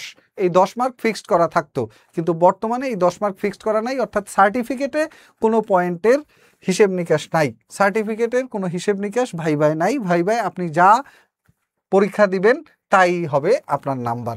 এইবার আসেন আপনার টার্গেট নাম্বারটা কেমন হওয়া উচিত, এইটা নিয়ে একটু কথা বলি। টার্গেট নাম্বার বলতে আমি প্রথমেই বলি, এখানে এমন কেউ নাই যে স্যার আমি 4টা সাবজেক্টের 4টাতেই সমান শক্তিশালী। প্রত্যেকেই আছেন, কেউ ইংরেজিতে একটু দুর্বল, কেউ গণিতে একটু দুর্বল, কেউ বিজ্ঞানে একটু দুর্বল, আবার কেউ গণিত ইংরেজি ভালো পারলেও বাংলায় একটু দুর্বল আছেন, আবার কেউ 3টাই ভালো পারেন কিন্তু সাধারণ জ্ঞানে একটু দুর্বল আছেন, আবার কেউ আছেন যে 4টাই পারি কিন্তু কোনোটাই একেবারে খুব বেশি স্ট্রং না, আবার কোনোটা খুব বেশি দুর্বলও না। এই পাশের রিয়াকশন হয় না কেন, তো আপডেট হয় না কেন? এখন যেটা নিয়ে আমরা কথা বলছিলাম সেটা হলো আপনার বাংলার ক্ষেত্রে কি করবেন। বাংলায় নাম্বার 25-এর মধ্যে 2টা পার্ট, ইংরেজিতেও 25-এর মধ্যে 2টা পার্ট। তবে ইংরেজি 25-এর যে 2টা পার্ট আছে, একটা হলো বাংলার ক্ষেত্রে একটা বাংলা গ্রামার, আর একটা হলো বাংলা সাহিত্য অংশ। ইংরেজির ক্ষেত্রেও সেম জিনিস, একটা হলো ইংরেজি গ্রামার, একটা হলো ইংরেজি সাহিত্য অংশ। এই দুই অংশে 25, 25, 50-এ ইংরেজি সাহিত্যে নাম্বার থাকে খুবই কম, সর্বোচ্চ 2-3টা প্রশ্ন আসতে পারে। তবে এবার যদি চেঞ্জ হয় সর্বোচ্চ 5টা পর্যন্ত প্রশ্ন আসতে পারে। আর বাংলা সাহিত্যের ক্ষেত্রে যদি এই কথাটা বলি, বাংলা সাহিত্যের ক্ষেত্রে 10 মার্কের প্রশ্ন অনায়াসেই চলে আসতে পারে, কারণ বাংলা সাহিত্য গুরুত্বপূর্ণ টপিক, কিন্তু ইংরেজি সাহিত্য খুব বেশি প্রশ্ন পরীক্ষায় আসে না। তো এখন আসেন বাংলা গ্রামার যেটা আছে, বাংলা গ্রামার থেকেই সবচেয়ে বেশি প্রশ্ন হয় প্রাইমারি পরীক্ষার মধ্যে, 15 বা 16 নাম্বারের প্রশ্ন হতে পারে। ইংরেজির ক্ষেত্রেও গ্রামার থেকে সবচেয়ে বেশি প্রশ্ন হবে, সেক্ষেত্রে ইংরেজি গ্রামার থেকে 20 থেকে 22 মার্কের প্রশ্ন অনায়াসে হতে পারে। তো এখন যদি আপনি বাংলা গ্রামারটা ভালোভাবে পড়েন, দেখেন আমি আবার একটা জিনিস বুঝাই বলি, সাধারণ জ্ঞান অনেকে দেখায় যে এই সাবজেক্টটা অনেক সহজ, কিন্তু আমি বলি এই সাবজেক্টটা সহজ না। কারণ কি, সাধারণ জ্ঞানে অনেক ঘটনা ঘটে, অনেক ঘটনা ঘটে, অনেক ঘটনা ঘটে, কিন্তু কোন ঘটনা দিয়ে পরীক্ষায় প্রশ্ন আসবে জানা নেই। অনেক বেসিক আছে, অনেক দেশের রাজধানী আছে, অনেক দেশের মুদ্রা আছে, অনেক আন্তর্জাতিক প্রতিষ্ঠান আছে, অনেক আন্তর্জাতিক প্রতিষ্ঠানের সদস্য সংখ্যা আছে, তাদের সর্বশেষ সদর দপ্তর আছে, সর্বশেষ সদস্য সংখ্যা আছে, সর্বশেষ সম্মেলন কোথায় হয়েছে এগুলো আছে। বাংলাদেশ বিষয়গুলির মধ্যে অনেক কৃষি বিষয়ক তথ্য আছে, অর্থনীতি বিষয়ক তথ্য আছে, ইতিহাস থেকে অনেক তথ্য আছে যেগুলো আপনার কমন নাও পড়তে পারে। কিন্তু যদি আপনি বাংলা 9-10-এর যে গ্রামার বইটা আছে, এই বইটা ভালোভাবে একবার শেষ করেন, আই ক্যান অ্যাসিওর ইউ, যদি 15টা কোশ্চেন আসে 10 থেকে 12টা কোশ্চেন চোখ বন্ধ করে উত্তর করে আসতে পারবেন। বাংলা গ্রামার নবম দশম শ্রেণীর যে বাংলা ব্যাকরণ বইটা আছে, এটা ভালোভাবে পড়লে অন্তত আপনি 10 থেকে 12টা প্রশ্ন কনফার্ম বাংলা গ্রামারের উত্তর করে আসতে পারবেন। আবার যদি বলি আপনার সাহিত্যের কথা, সাহিত্যের মধ্যে যে 10 বা 5 মার্ক থাকবে, 5 থেকে 10-এর মধ্যে একটা নাম্বার থাকবে, 5 থেকে 10-এর মধ্যে সাহিত্যের শুধুমাত্র সিলেক্টেড কয়েকজন সাহিত্যিক আছে যাদের থেকে প্রত্যেকবার প্রশ্ন আসে, প্রাইমারিতেও আসে, বিসিএসেও আসে, অন্য চাকরির পরীক্ষাও আসে। ওই কয়েকজন সাহিত্যিক সম্পর্কে এমনভাবে পড়ে যাবেন যে ওখান থেকে যে কয়টা প্রশ্ন আসবে সেই কয়টাই পারবেন, একটাও মিস যাবে না। ধরেন কাজী নজরুল ইসলামকে নিয়ে এমনভাবে পড়লেন, কাজী নজরুল ইসলামকে নিয়ে একটা প্রশ্ন আসলে 1 মার্কই আপনি পাবেন। ফররুখ আহমেদ, ওনাকে নিয়ে পড়লেন, একটা প্রশ্ন আসলে একটাই পারবেন, এরকম পড়ে যাবেন। আবার ধরেন মীর মোশাররফ আহমেদ, না মীর মোশাররফ চৌধুরী, কি নাম জানো ওনার, মীর মোশাররফ, ওনার সম্পর্কে যদি আপনি পড়ে যান, একটা পড়বেন, একটাই যদি আসে একটাই যেন উত্তর পারেন, এরকম। কারণটা হলো এখন মুসলিম সাহিত্যিকদের দিকে বেশি গুরুত্ব দেওয়া হচ্ছে, বিসিএসেও হচ্ছে, প্রাইমারিতেও হচ্ছে, এবং অন্য পরীক্ষাগুলোতেও হবে। এইটা কোনোদিন পরিবর্তনযোগ্য না। ইংরেজি গ্রামার বদলাইতে পারে না, বাংলা গ্রামার বদলাইতে পারে না। বাংলা সাহিত্যের মধ্যে কিছু প্রশ্ন আছে কমন, সেই সব সাহিত্যিক কোনোদিন আর নতুন করে সাহিত্য লিখবে না, কারণ ওই বেটারা মরে কবরে চলে গেছে। সো নতুন করে সাহিত্য লেখার চান্স নাই। একবার ভালোভাবে পড়লে ওইখান থেকে কমন পড়তে বাধ্য। নেক্সট আসেন আপনার সাহিত্য। ইংরেজি সাহিত্য থেকে সাধারণত প্রাইমারি শিক্ষক নিয়োগ পরীক্ষায় প্রশ্ন আসে না বললেই চলে। তারপরেও যদি ইংরেজি সাহিত্য থেকে প্রশ্ন আসে, সেই প্রশ্ন আসতে পারে সর্বোচ্চ 2-3টা বা 4টা। এই 2-3-4টা প্রশ্নের ক্ষেত্রে মীর মোশাররফ হোসেন, আহমেদ ইমতিয়াজ, জয়, কেমন আছেন আপনারা? তো ইংরেজি সাহিত্য থেকে আমরা বললাম শেক্সপিয়ার না শেক্সপিয়ার, উইলিয়াম শেক্সপিয়ার। তো উইলিয়াম শেক্সপিয়ার থেকে প্রশ্ন আসে। আর উইলিয়াম শেক্সপিয়ারের সমসাময়িক যারা আছে ওই সময়ের কিছু সাহিত্যিক থেকে প্রশ্ন আসে, এবং রোমান্টিক পিরিয়ডের কিছু সাহিত্যিক আছে, এনাদের থেকে প্রশ্ন আসে। আর ইংরেজি সাহিত্যের সাহিত্যিকদের নাম, ছদ্মনাম, উপনাম এগুলো যা আছে, আর ইংরেজি সাহিত্যের যে ধরন, কাকে কমেডি বলে, কাকে ব্যালাড বলে, কাকে এই বলে, এরকম যে বিভিন্ন সাহিত্যের কোনটার কি নাম, ধরেন ট্র্যাজেডি মানে কি, দুঃখজনক যেগুলো আছে, কমেডি মানে কি যেগুলো হাস্যরসাত্মক, যেগুলো শেষে এসে ফিনিশিংয়ে নায়ক নায়িকার মিল হয়, এই টাইপের যে ব্যাপারটা। তো এই অংশগুলোতে কিন্তু কোনো পরিবর্তন নাই। সো এই অংশটা আপনি চেষ্টা করবেন কম করে হলেও বাংলায় 20, ইংরেজিতে 20 এই নাম্বারটা যেন তুলতে পারেন। যদি একেবারেই মনে করেন অক্ষম, তাহলেও বাংলায় অবশ্যই 20 লাগবেই লাগবে। ইংরেজিতে যদি মনে করেন কিছু কম হলেও চলবে ইংরেজিতে, তাহলে আপনি মিনিমাম 15 টার্গেট রাখবেন। যারা মনে করেন আমি ইংরেজিতে একটু দুর্বল, তাদের জন্য কমপক্ষে হলেও ইংরেজি টার্গেট থাকবে 15। ইংরেজি গ্রামারের কিছু টপিক আছে যেগুলো থেকে নাম্বার তোলা যায়, একটু পরেই আমি বলে দিচ্ছি কোনগুলো সেগুলো, এবং কিভাবে নাম্বারটা তুলবেন ওই জায়গাগুলোতে। এরপরে গণিত আর বিজ্ঞান, এটা একটু স্কিপ করে যাচ্ছি, সাধারণ জ্ঞান অংশে আসি। সাধারণ জ্ঞান অংশের যে 20 মার্ক, এই 20 মার্কের 2টা সেগমেন্ট। একটা বলা আছে কি আন্তর্জাতিক বিষয়বলী, একটা বলা আছে বাংলাদেশ বিষয়বলী। সাধারণত সকল চাকরির পরীক্ষায় বাংলাদেশ বিষয়বলী থেকেই সবচেয়ে বেশি প্রশ্ন আসে। ইভেন সেটা বিসিএসেও 30 মার্ক আসে বাংলাদেশ বিষয়বলী, আন্তর্জাতিক আসে 20 মার্ক। তো আপনাদের এই প্রাইমারি পরীক্ষায়ও যত পরীক্ষার প্রশ্ন আছে সব বিশ্লেষণ করলে দেখা গেছে যে আন্তর্জাতিক থেকে 3-4-5টা প্রশ্ন আসতো, আর বেশিরভাগ প্রশ্ন আসতো 14-15 মার্কের আপনার এই বাংলাদেশ বিষয়বলী থেকে। তো এখন যেহেতু এখানে নাম্বার 20, এখনও এরকম হতে পারে যে বাংলাদেশ বিষয়বলী থেকে নাম্বার থাকবে 10-12 এরকম, আন্তর্জাতিক বিষয়বলী থেকে নাম্বার থাকবে আপনার 8 বা 10 এরকম। তো এখন মোটামুটি ধরা যাচ্ছে যে কখনো কখনো আন্তর্জাতিক বিষয়বলী থেকে বেশিও প্রশ্ন করতে পারে, কখনো কমও করতে পারে, যেটা গতবারের 2024 সালের প্রথম, দ্বিতীয়, তৃতীয় ধাপের প্রশ্নগুলো দেখলে দেখবেন যে ক্লাসিফিকেশনটা কেমন ছিল। দ্বিতীয় ধাপে বিজ্ঞান থেকে অনেক বেশি ফাটায় প্রশ্ন দিচ্ছে, ইচ্ছা মতো বিজ্ঞান থেকে প্রশ্ন দিচ্ছে। গত প্রাইমারি শিক্ষক নিয়োগ পরীক্ষা 2024 প্রথম, দ্বিতীয় এবং তৃতীয় ধাপ, 3টা ধাপ দেখলেই দেখবেন যে সাধারণ জ্ঞান অংশে কখনো আপনার বিজ্ঞানকে গুরুত্ব বেশি দিয়েছে, কখনো আন্তর্জাতিককে গুরুত্ব বেশি দিয়েছে, আবার কখনো বাংলাদেশকে গুরুত্ব বেশি দিয়েছে, যার কারণে 3টা অংশই সমান গুরুত্বপূর্ণ। সো আপনি বাংলাদেশ বিষয়বলীটাকে খুব ভালোভাবে পড়বেন। কারণটা কি? কারণ হলো বাংলাদেশ বিষয়বলীর সিলেবাসটা দুইটাই বড়, তবে দুইটার মধ্যে ছোট হলো বাংলাদেশ বিষয়বলী। কারণ বাংলাদেশ বিষয়বলীর ম্যাক্সিমাম প্রশ্ন হুবহু কমন পড়ে, আন্তর্জাতিক বিষয়বলীর ম্যাক্সিমাম প্রশ্ন হুবহু কমন পাবেন না, কিছু কিছু প্রশ্ন চেঞ্জ হয়। শুভ আলম 120 ভাই কমেন্ট করতে করতে হাত ব্যথা হয়ে গেল, বিএসসি ডিগ্রি থাকলেই কি বিজ্ঞান কোটা পাবে? বিএসসি ডিগ্রি থাকলেই তো বিজ্ঞান কোটা পাবে। আমি কি বললাম? ডিগ্রি মানে কি? এটা নিয়ে তো আমরা কথা বললাম। বিএসসি ডিগ্রি থাকলেই তো বিজ্ঞান কোটা পায়, BSc, MSc, BSc bachelor of science, bachelor of science যাদের আছে তারা পাবে কোটা। বললামই তো, বিজ্ঞান কোটা মানেই হলো যাদেরই আছে।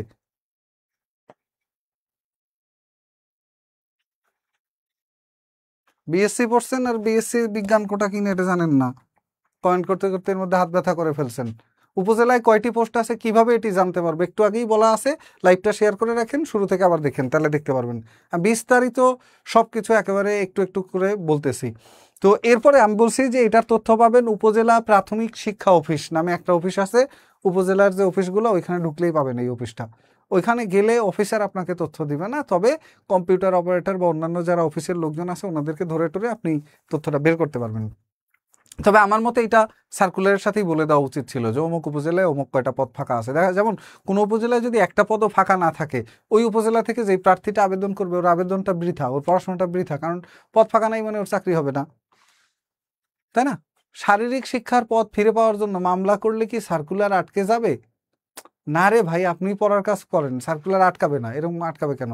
স্যার আমার এসএসসিতে 4.39 আর হলো এইচএসসিতে 2.75, আনারসে 3.38। কেমনটা লাগে এটা নিয়ে আমি বলছি তো, কোন পয়েন্টে পারবেন কোন পয়েন্টে পারবেন না, আসেন বাদ দেন, এগুলার কোনো কমেন্টই দেখবো না। বাংলাদেশ আন্তর্জাতিক এই দুইটার ক্ষেত্রে আমরা বলছিলাম যে বাংলাদেশ থেকে সবচেয়ে বেশি প্রশ্ন কমন পড়ে। তো আপনার টার্গেট থাকবে বাংলাদেশে 10 থেকে 12 নাম্বার যদি প্রশ্ন আসে 10 থেকে 12টাই কারেক্ট করা, এবং সেটা কিভাবে কারেক্ট করবেন, কোথায় কতটুকু গুরুত্ব দিবেন সেটা আমি বুঝাই বলতেছি, একটু পরেই আসতেছে। আর আন্তর্জাতিকে মোটামুটি টার্গেট রাখবেন 4-5, যদি এর থেকে বেশি পাওয়া যায় তাহলে খুবই ভালো। তো এর বাইরে থাকলো আমাদের, এর বাইরে কি হয়েছে স্যার, দুদক নিয়ে আমরা কোনো লাইভ করতেছি না এখন, আপাতত যেটা দিয়ে করি এটা নিয়ে প্রশ্ন থাকলে বলেন। গণিত এবং বিজ্ঞানের পরে বাকি থাকলো। এখন বিজ্ঞান থেকে 5টা প্রশ্নের 5টা প্রশ্ন বিগত বিসিএস এর যে প্রশ্নগুলো আছে সেইখান থেকে পড়লেই ম্যাক্সিমামই কমন পড়ার কথা। যদি 2-1টা আনকমন প্রশ্ন আসে সেটা সাধারণত 9-10-এর যে সাধারণ বিজ্ঞান বই আছে, যেটা পরে হলো আর্টসের স্টুডেন্টরা, ওই বিজ্ঞান বইটা থেকেই বেশি গুরুত্বপূর্ণ। তো বিজ্ঞানে 5টা প্রশ্নের মধ্যে অন্তত আপনি 2টা বা 3টা প্রশ্ন ইজিলি পারার কথা, যদি 3টা না পারেন তাও 2টা পারবেনই। আর গণিত যেটা আছে, গণিতে মানসিক দক্ষতা থেকে কখনোই এখন পর্যন্ত প্রাইমারিতে প্রশ্ন হয় নাই, প্লেন যেটাকে আমরা গাণিতিক যুক্তি বলি। স্যার কমেন্ট দেখার দরকার নাই, পাগল হয়ে যাবেন, আসলেই পাগল হয়ে যাওয়ার অবস্থা। দেখেন না কি কমেন্ট করতেছে লোকজন, সিলেবাস কি দিয়ে দিছে? ওহ, সিলেবাস দেয় নাই, প্রাইমারির কোনো সিলেবাস দেয় না, কিন্তু সিলেবাসটা মূলত সাজানো হয় কিভাবে? সিলেবাসটা সাজানো হয় বিগত পরীক্ষার প্রশ্নের আলোকে। স্যার আমি primary advance diamond live batch পড়ে আসি, আলহামদুলিল্লাহ, খুবই ভালো থাকেন। স্যার প্রধান শিক্ষক পরীক্ষায় ইংরেজি সাহিত্য বাংলা সাহিত্যের অংশের প্রশ্ন বেশি থাকবে কি? পিএসসির পরীক্ষাগুলোতে সাহিত্যতে বেশি গুরুত্ব দেওয়া হয়। নেক্সট আসেন, যেটার কথা আমরা বলছিলাম সেটা হলো আপনার গণিত, গাণিতিক যুক্তি অংশ প্লেন যেটা আছে ওইটার মধ্যে যদি 10টা প্রশ্ন কমন পড়ে 10টার 10টা পারবেন কিনা। 10টা প্রশ্ন কিভাবে কমন পড়বে সেটা আমি একটু পরে বলতেছি। 10টা প্রশ্নের 10টা প্রশ্নের 10টা যদি কমন পড়ে একেবারে এই সহ উত্তর সহ রেজাল্ট সহ কমন পড়ে তাহলে তো ইজিলি পারবেন। তো 10টা প্রশ্নের 10টা কমন পড়লে 10-এ 10 পাইলেন, আর বাকি বিজ্ঞান থেকে 3-4 যা পারেন উঠাই নিলেন। তো মোটামুটি কেমন হয় আপনার নাম্বার, তাহলে দেখেন 20 আর 15 35 আর 3 38 আর 10 48 আর হলো গিয়ে 5 48 আর 5 কত 8 5 13 53 আর 10 63 আর 2 65। এটা হলো সর্বনিম্ন আপনার নাম্বার আসবে 65, কতর মধ্যে 90-এর মধ্যে। আর যদি বেশি আসে তাহলে আসবে 20 20 40 আর 10 50 আর 3 53 আর হলো 12 53 আর 12 হলো 65 65 আর 5 আসে হলো 70। অর্থাৎ আপনার টার্গেট মার্ক থাকবে 65 থেকে 70, 90-এর মধ্যে, এটা মিনিমাম। যদি এর থেকে বেশি উঠতে পারেন খুবই ভালো, আলহামদুলিল্লাহ, তবে এর থেকে কম থাকলে রিস্ক থাকবে। কোনো কোনো জেলায় এইটাতে চাকরি হয়ে যাবে, আবার কোনো কোনো জেলায় এটাতে চাকরি হবে না। জেলায় বলতে একেবারে ডিরেক্ট জেলায় না, জেলার উপজেলা ভিত্তিক। যেমন ধরেন যাদের সদর উপজেলা ওইখানে মেধাবী ছাত্রছাত্রী বেশি থাকে। একেবারে সহজ একটা এক্সাম্পল বললে বুঝবেন, আপনি খোঁজ নিলে দেখবেন আপনার উপজেলায় কতজন স্টুডেন্ট আছে যারা পাবলিক ইউনিভার্সিটি থেকে পড়াশোনা শেষ করছে, যারা জাতীয় বিশ্ববিদ্যালয় থেকে পড়াশোনা শেষ করছে, যারা আপনার প্রাইভেট ইউনিভার্সিটি থেকে পড়াশোনা শেষ করছে, এবং প্রত্যেকেই প্রাইমারির এই পরীক্ষাটা দিবে। হিসাব করলে দেখবেন সংখ্যাটা 5 থেকে 10,000-এর কম না। কিন্তু আপনার উপজেলায় যদি মাত্র 10 জন মানুষ নেয়, দেখবেন যে এই 10 জনের মধ্যে আপনার উপজেলায় ঢাকা ইউনিভার্সিটিতে পড়ে এরকম স্টুডেন্ট আছে অন্তত 1000-এর কাছাকাছি, পড়ছে অথবা পড়া শেষ করছে অথবা এখন পড়তেছে। এই বিষয়গুলো। শুভ আলম 120 ভাই রেগে আগুন আজকে। এরকম প্রশ্ন করলে রেগে থাকবে না মানুষ? দেখেন আমি যেই জিনিসটা বলতেছি ওইটাই আবার ইনাহিবিনা একই প্রশ্ন করতেছেন। তো তারপরে যেটা নিয়ে আমরা কথা বলছিলাম যে আপনার টার্গেট 65 থেকে 70 এইটা মার্ক থাকবে, এবং এইগুলোর মধ্যে এইভাবে আপনি একটা টার্গেট সেট করবেন। এখন টার্গেটটা সেট করার ক্ষেত্রে কোন কোন টপিক সিলেক্ট করবেন এবং কিভাবে সিলেক্ট করবেন এটা নিয়ে কথা বলবো। তার আগে একটা কথা বলি, প্রস্তুতিটা শুরু কোথা থেকে করবেন। আমি আবারও বলি এটা খুবই খুবই খুবই ভাইটাল। বিসিএস এর ক্ষেত্রেও বলে থাকি, প্রাইমারির ক্ষেত্রেও বলে থাকি, সকল চাকরির ক্ষেত্রে সবচেয়ে ভাইটাল যেই জিনিসটা সেটা হলো কিভাবে প্রশ্ন এসেছে, কোন কোন জায়গা থেকে প্রশ্ন এসেছে। এইটা আপনি আমার কাছ থেকে, অন্য বুদ্ধিজীবীর কাছ থেকে, অন্য কোচিংয়ের স্যারের কাছ থেকে, অন্য বিশেষজ্ঞের কাছ থেকে, কারো কাছ থেকে পরামর্শ যদি নাও পান কোনো দরকার নেই। পরামর্শ পাবেন কোথায়? প্রথমে আপনি একটা প্রশ্ন ব্যাংক কিনবেন। সেই প্রশ্ন ব্যাংক মানে কি, যেটার মধ্যে বিগত প্রশ্নগুলো থাকে। এটার মধ্যে বিগত প্রাইমারির প্রশ্ন ব্যাংক নিতে পারেন একটা, বিগত বিসিএস এর প্রশ্ন ব্যাংক নিতে পারেন একটা। তো এখন প্রাইমারির যে প্রশ্ন ব্যাংক আছে সেইটা হলো বিগত প্রাইমারির প্রশ্ন, প্রাইমারি শিক্ষক নিয়োগ পরীক্ষা 2020 থেকে 2023 না 24-এর পরীক্ষা পর্যন্ত। 2020 থেকে 24-এর মধ্যে যে কয়টা পরীক্ষা হয়েছে, যতগুলো ধাপ, 19 সালের সার্কুলার একটা, ওইটা 20-এ পরীক্ষা হয়েছিল, 22-এ একটা পরীক্ষা হয়েছে, 24-এ একটা পরীক্ষা হয়েছে। এই 3 সালের পরীক্ষায় টোটাল ধাপ ছিল 3 3 9 আর 1 10টা ধাপ। এই 10টা ধাপের যতগুলো প্রশ্ন আছে প্রশ্নগুলো ব্যাখ্যা সহ সমাধান করবেন।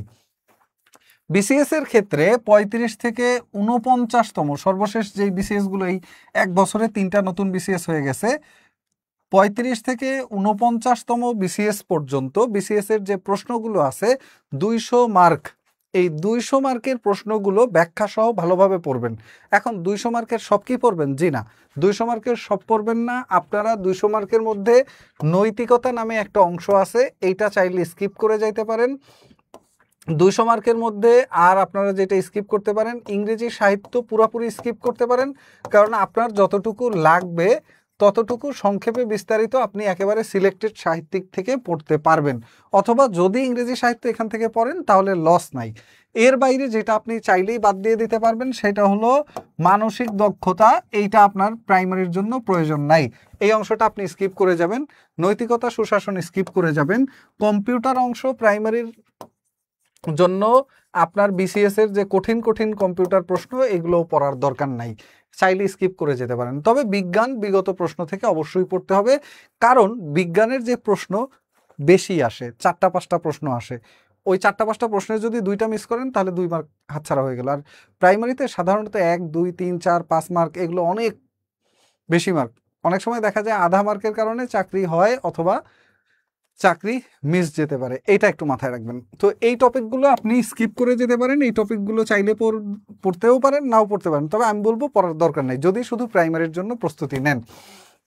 এগুলো কত 35 থেকে 49তম বিসিএস এর মধ্যে যে কয়টা বিসিএস হয়েছে সবগুলো বিসিএস থেকে ভালোভাবে গুছায় পড়ে নিলেন। আর প্রাইমারির মধ্যে 2020 থেকে 2024 সাল পর্যন্ত যে কয়টা 10 থেকে 34তম বিসিএস কি পড়া লাগবে ওইটা না পড়লেও হয়, রেলিভেন্সি খুব কম, এবং 40,000 টাকার প্রাইভেট জব ছেড়ে আপনার ভিডিও দেখে অনুপ্রাণিত হয়ে আবারও পড়ার টেবিলে সময় দিচ্ছি, ইনশাল্লাহ চ্যালেঞ্জ নিয়েছি, যা হবার হবেই।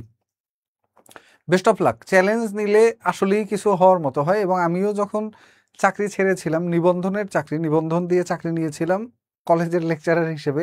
এখনও আমি কলেজের লেকচারার, তবে সরকারি কলেজের লেকচারার। এখনও আমি শিক্ষক, তবে এখন আমি বিসিএস ক্যাডার শিক্ষক হয়েছি, এইটুকু পার্থক্য। এবং চাকরি ছাড়ার পরে মাঝখানে প্রায় 3 বছর বেকার ছিলাম। এর মাঝখানে চাকরি হয়েছিল পল্লী সঞ্চয় ব্যাংকে, সেটাও করা হয় নাই। তো ব্যাপারটা হচ্ছে কেউ যদি চ্যালেঞ্জ নেন তাহলে চ্যালেঞ্জটা দেখার মতোই দেখে যেতে পারেন। ওকে, তাহলে এই যে ব্যাপারটা আমরা যেটা বললাম যে আপনি আসলে এই কয়টা দিন চ্যালেঞ্জ দেন, আপনাদের এই পরীক্ষাটা হতে পারে কবে, এটা নিয়েই প্রশ্ন অনেকের বেশি। পরীক্ষাটা হওয়ার সম্ভাব্য সময় জানুয়ারির মাঝামাঝি বা শেষ দিকে, ডিসেম্বরে হওয়ার চান্স একেবারেই 0। আর যদি না পারে ফেব্রুয়ারি মাসে হলো নির্বাচন, এরপরে মার্চ মাসে নির্বাচন পরবর্তী পরিস্থিতি কেমন থাকে, হওয়ার সম্ভাবনা খুবই কম। জানুয়ারি, ফেব্রুয়ারি, মার্চ, পাশাপাশি মার্চ মাস হলো রোজা, এই বছরের 28 ফেব্রুয়ারি থেকে রোজা শুরু হবে, এবং ঈদ হবে গিয়ে 28শে মার্চ। তাহলে 28শে মার্চ বাদ গেলে থাকে হলো এপ্রিল মাস। পরীক্ষা হয় জানুয়ারি মাসেই হয়ে যাবে অথবা এপ্রিল মাসে। যদি এপ্রিল পর্যন্ত সময় পান তাহলে এটা আপনাদের সৌভাগ্য।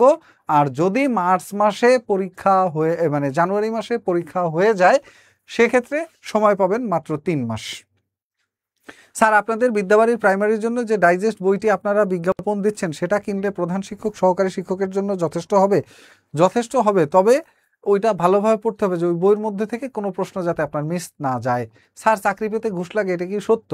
বহু আমার পরিচিত লোকজন আছে যাদের চাকরি বিনা পয়সা হয়েছে, এবং আমার বোন প্রাইমারি স্কুলের সহকারী শিক্ষক হিসেবে চাকরি করে, আমার ওয়াইফ প্রাইমারি স্কুলের সহকারী শিক্ষক হিসেবে চাকরি করতেন, এখন বর্তমানে ব্যাংকে অফিসার হিসেবে কর্মরত আছেন, এবং আমার কাজিন আরও একজন আছেন প্রাইমারি স্কুলে সহকারী শিক্ষক হিসেবে চাকরি করেন। আমার বোন মানে বউ, যে আমার বউয়ের আপন ছোট বোন, সেও হলো প্রাইমারি স্কুলের সহকারী শিক্ষক। That's it. যে প্রাইমারি বিনা পয়সায় চাকরি হয়, আমার ফ্যামিলিতে অনেকগুলো লোক বিনা পয়সায় চাকরি করতেছে, আমি নিজেও ওই পরীক্ষাটা দিয়েছি, চাকরি করা হয়নি। সো আপনি টাকা পয়সার কথা ভুলে যান, আমি যেভাবে বললাম সেইভাবে আপনি পরীক্ষাটা টার্গেট করেন। আর যদি আরও পিছায় ইলেকশনের কারণে যদি সিচুয়েশন খারাপ থাকে, তাহলে এপ্রিল থেকে পিছিয়ে মে জুন মাস পর্যন্ত চলে যেতে পারে। এখন আসেন এরপরে আর কি পড়বেন। রিসেন্টলি অনুষ্ঠিত পিএসসির সকল নন ক্যাডার পরীক্ষার প্রশ্ন, এইসব হাবিজাবি পড়ার দরকার নেই। কি পড়বেন সেটা আমি বলে দেই। একটা হলো রিসেন্ট জব সলিউশন, পাওয়া যায় দোকানে, দোকানে বললেই হবে 2 বা 250 টাকা দাম রিসেন্ট জব সলিউশনের।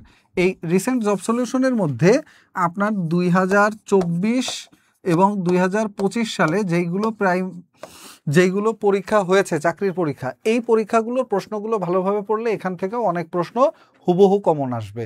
এবং রিসেন্ট জব সলিউশনে শুধুমাত্র রিসেন্ট পরীক্ষাগুলোরই প্রশ্ন থাকে, এখানে অনেক আগের প্রশ্ন থাকে না। আরেকটা হলো আপনার 2020 থেকে 2024-এর প্রাইমারির প্রশ্ন, আরেকটা হলো আপনার এই বিগত যে বিসিএস এর প্রশ্ন 35 থেকে 49 পর্যন্ত। এই সব প্রশ্ন কিভাবে পড়বেন, অবশ্যই প্রশ্নের ব্যাখ্যা সহ, অবশ্যই প্রশ্নের ব্যাখ্যা সহ। এটা একেবারে খুব ভালোভাবে মাথায় গেঁথে নেন। আমি সহজভাবে বুঝাই বলি। প্রথম কথা, স্যার রাগ করবেন না, আমি প্লিজ 24 সালে আপনাদের প্রাইমারি কোর্স করা আছে, আবার কি করতে হবে, মানে ইংলিশ বাংলা ইংরেজি টপিক তো এক না, করতে হবে কেন? যা পড়েছেন সেই পড়াগুলো রিভিশন দিবেন। যদি মনে হয় যে একা রিভিশন হচ্ছে না, সেই ক্ষেত্রে আপনার চিন্তা ভাবনা। তো এখন যেটা নিয়ে আমরা কথা বলছিলাম সেটা দেখেন, ব্যাখ্যা সহ কি পড়লে কি লাভ। প্রাইমারির ধরেন টোটাল 9 ধাপে, প্রত্যেকটা ধাপের যদি 20টা করে অঙ্ক সমাধান করেন, 9-20 180টা গণিত। এরপরে বিসিএস এর 35 থেকে 49 পর্যন্ত মোট 15টা বিসিএস, প্রত্যেকটা বিসিএস এ গাণিতিক যুক্তি অংশের 15টা করে প্রশ্ন, 15 হয় 225, সম্ভবত 15×10 150, আর 5×15 75, 225টা প্রশ্ন, 15 × 15 225টা অঙ্ক এখানে পাবেন। তারপরে যদি বলি recent job solution, recent job সলিউশনে যদি আপনি 20টা পরীক্ষার প্রশ্ন দেখেন, সেখানে 20টা পরীক্ষার মধ্যে প্রত্যেকটা পরীক্ষায় যদি আপনার 15টা করে অঙ্ক থাকে, 15 দুগুণে 30 অর্থাৎ 300 অঙ্ক। এই মোট কতগুলো অঙ্ক হলো? 3 আর 2 5 আর 1 6 আর হলো 80 আর 20 100, 705খানা অঙ্ক। এই 705খানা অঙ্ক কি বইয়ের সব অঙ্ক? জি না, 705খানা অঙ্কের মধ্যে আপনি প্রত্যেকটা অধ্যায়ের অঙ্ক পাবেন। এখানে আপনি পাবেন বীজগণিতের অঙ্ক, এখানে আপনি পাবেন জ্যামিতির অঙ্ক, এখানে পাবেন ত্রিকোণমিতির অঙ্ক, এখানে পাবেন পরিমিতির অঙ্ক, এখানে লাভ ক্ষতির অঙ্ক আছে, এইখানে আপনার মুনাফার অঙ্ক আছে। সব অঙ্ক এটার মধ্যে, 705টা অঙ্কের মধ্যে পুরা বইয়ের সবচেয়ে গুরুত্বপূর্ণ যতগুলো অঙ্ক আছে সব চলে আসবে। শুধু এই কয়টা অঙ্ক পড়ে পরীক্ষার হলে গেলে আই ক্যান অ্যাসিওর ইউ আপনি 10-এর উপর নাম্বার পাবেন। তবে এর মধ্যে কোনো অঙ্ক যাতে মিস না যায়। ধরেন এইখান থেকেই একটা অঙ্ক আসছে কিন্তু সেই অঙ্কটা আপনি পারেন নাই, সেই নাম্বার তো কেউ আপনাকে দিতে পারবে না।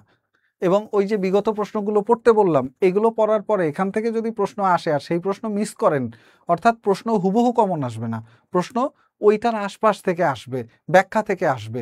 তো ওই ব্যাখ্যা থেকে আসা প্রশ্ন যাতে মিস না হয়, এটা খুব ভালোভাবে স্যার আপনাদের কোর্স করব, বিস্তারিত জানবো কেমন করে, আপনারা জাস্ট কমেন্ট করলেই আমাদের যে রিপ্লাই দেওয়ার টিম আছে ওনারা রিপ্লাই দিয়ে দেবে। স্যার কমেন্ট না পড়ায় আমি ক্ষুব্ধ, আন্দোলনের ডাক দেন, আমরা সবাই আছি আপনার সাথে। ফেসবুকে যারা লাইভ দেখছে, ইউটিউবে যারা লাইভ দেখছে, আমরা সবাই আপনার সাথে আছি। এমডি ফেরদৌস আলম, আমরা আছি ফেরদৌস ভাইয়ের সাথে।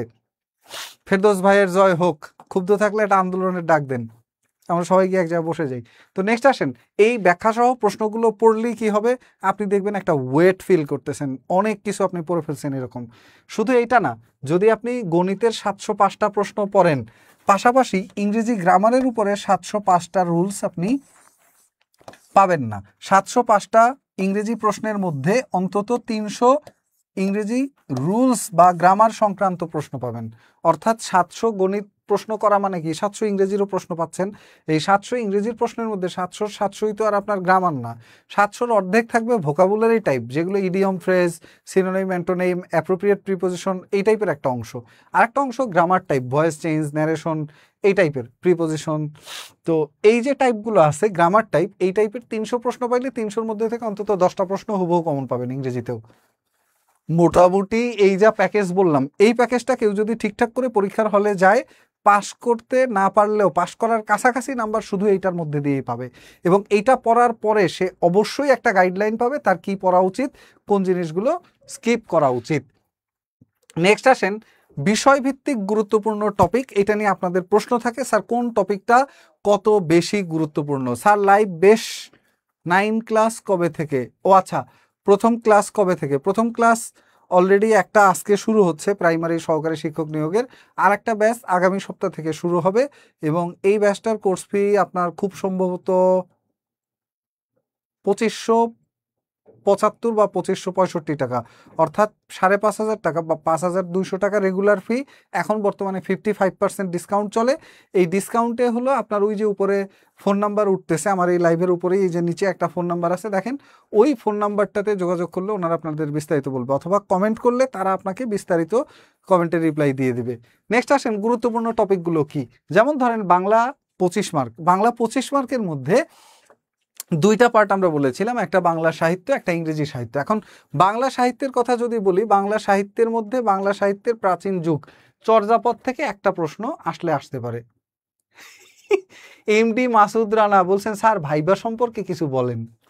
আপনি কি ভাইভায় চলে গেছেন? এখানে যারা আছে 2000 মানুষ সবাই ভাইভায় চলে গেছে, আর আমরা তো এখনো প্রিলির পরীক্ষার সিলেবাসটাই বলতে পারি নাই, এখনই ভাইবা নিয়ে বলা লাগবে জরুরি? আর একটু বুদ্ধিমান হইতে হবে আমাকে, তাই না? আগেই বুঝে নিতে হবে যে আপনারা কি চাচ্ছেন। নেক্সট আসেন, তো যেটা বলছে এখানে দেখেন এই যে স্টার দেওয়া আছে, চর্যাপদ 3 স্টার দেওয়া আছে, জীবনী সাহিত্য এইখানকার জীবনী সাহিত্য 1 স্টার দেওয়া আছে, শ্রীকৃষ্ণ কীর্তন 3 স্টার দেওয়া আছে, মাঝে মধ্যে এখান থেকে প্রশ্ন আসে, মঙ্গল কাব্যে 2 স্টার দেওয়া আছে, এখান থেকে প্রশ্ন আসে, এরকম স্টার দেওয়া আছে। আপনারা এটার স্ক্রিনশট নিয়ে রাখতে পারেন, অথবা লাইভটা শেয়ার করা থাকলে পরবর্তীতে এই টপিকগুলো ধরে ধরে কোনগুলোতে স্টার কতগুলো দেওয়া আছে সেই অনুযায়ী, স্যার আমাদের সাথে রেগুলার ক্লাস কিভাবে করব, ও আচ্ছা আপনাদের সাথে রেগুলার ক্লাস কিভাবে করব, আমাদের সাথে রেগুলার ক্লাস ইউটিউবে যারা আছেন আমাদের রেগুলার ক্লাসগুলো হয় জুম লাইভে, এবং জুম লাইভ ক্লাসগুলোর পরে রেকর্ডিং থাকে, আর সেই রেকর্ডিংগুলো আবার আপনাদের ব্যাচ যে ওয়েবসাইট বা আপনাদের ব্যাচের মধ্যে যে অ্যাপসের যে জায়গাটা ওইখানে এই রেকর্ডিংগুলো দেওয়া থাকে। এই রেকর্ডগুলো পরীক্ষা পর্যন্ত যতবার খুশি ততবার দেখতে পারবেন। দ্বিতীয়ত হলো রেকর্ডিংয়ের পাশাপাশি কি পড়বেন সেই পিডিএফটা আপনাদের দেওয়া থাকে, এবং যেই পড়াগুলো আমরা পড়াবো যেদিনের যে লেকচার ওই দিনের ওই টপিকের উপরে লেকচার শিট প্রতিদিনই আপনাদেরকে দেওয়া হয়। এরপরে আরেকটা জিনিস হলো যা পড়েছেন ওই টপিকের উপরে একটা পরীক্ষা নেওয়া হয়, ক্লাস টেস্ট। এইটা দেওয়ার পরে আবার পরের লেকচারটা দেখতে পারবেন, এটা দেওয়ার পরে আবার পরের লেকচারটা দেখতে পারবেন, অর্থাৎ প্রত্যেকটা ক্লাসের শেষে ওই টপিকের উপরে একটা ক্লাস টেস্ট হবে।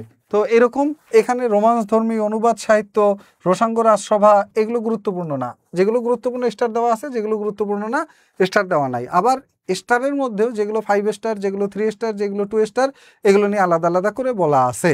আর একজন আবার কমেন্ট করে, স্যার ইংরেজির সিলেবাসটা বলেন বলেন, ওনার গাড়ি ছেড়ে যায়, অনেকগুলো গাড়ির সিম্বল দিয়ে দিছে দেখেন। বাংলা শেষ করে তারপর না ইংরেজিতে যাবো, একটা একটা করে যাই না, যাইতে দেন আমাকে একটু, নাকি মাঝখানে ডেঙ্গাই চলে যাব। এক লোক বাসের মধ্যে উঠে হাঁটাহাঁটি করতেছে, একবার এই মাথা থেকে ওই মাথায় যায়, একবার ওই মাথা থেকে এই মাথায় আসে। তো এখন বাসের কন্ট্রাক্টর ওনাকে বলতেছে, ভাই আপনি বসেন, বসেন না কেন? বলছে না ভাই আমার একটু তাড়া আছে, আগে যাইতে হবে। এখন স্যার আগে ইংরেজির সিলেবাসটা বলেন, ওটা বললে আমি যাই। অনলাইন কোর্স ক্লাস কখন হয়?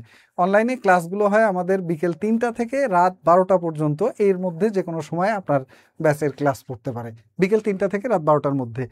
কোর্স ফি, এই যে কোর্স ফি হলো আপনার 2475 টাকা, 5500 টাকার পরিবর্তে চলে হলো এখন 55% ডিসকাউন্ট। রংপুর, রাজশাহী, খুলনা, বরিশাল, সিলেট, ময়মনসিংহ বিভাগের জন্য এই কোর্সটা, আর যারা ঢাকা, চট্টগ্রামের জন্য অ্যাডভান্স প্রস্তুতি নিতে যাচ্ছেন তাদের জন্য আমাদের একটা কোর্স চালু আছে। এখানে মোট ক্লাস থাকবে 75টা, রেকর্ড ক্লাস, জুম লাইভে যে ক্লাসগুলো হবে সেটার রেকর্ড ক্লাস আবার আপনাদেরকে দেওয়া হবে, বুক লিস্ট পাবেন, লেকচার শিটের পিডিএফ পাবেন। এর বাইরে হলো কেয়ার লাইভ ক্লাস আছে প্রত্যেক মাসে অন্তত একটা করে, অ্যাসাইনমেন্ট ক্লাস যেগুলো সাপ্তাহিক আপনাকে বাড়ির পড়া দেওয়া হবে ক্লাসের বাইরেও, ওই পড়াগুলো বাড়িতে পড়বেন।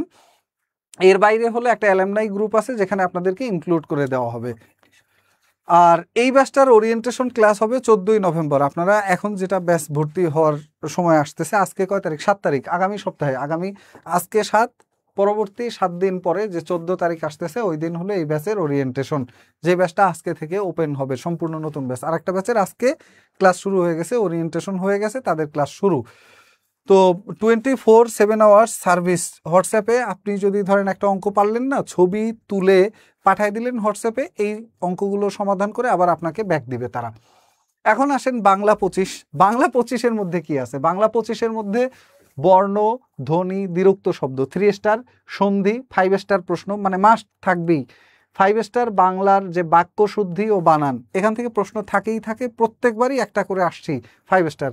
সমাস মাস্ট 5 স্টার কোশ্চেন। এরকম যেগুলো আছে 5 স্টার দেওয়া, ওইগুলো বেশি গুরুত্বপূর্ণ, ওইটা আগে শেষ করে ফেলবেন। ধরেন সমাস থেকে একটা প্রশ্ন আসছে, সেই একটা প্রশ্নই যাতে আপনার মিস না যায়। কারক থেকে একটা প্রশ্ন আসছে, একটাই যাতে মিস না যায়।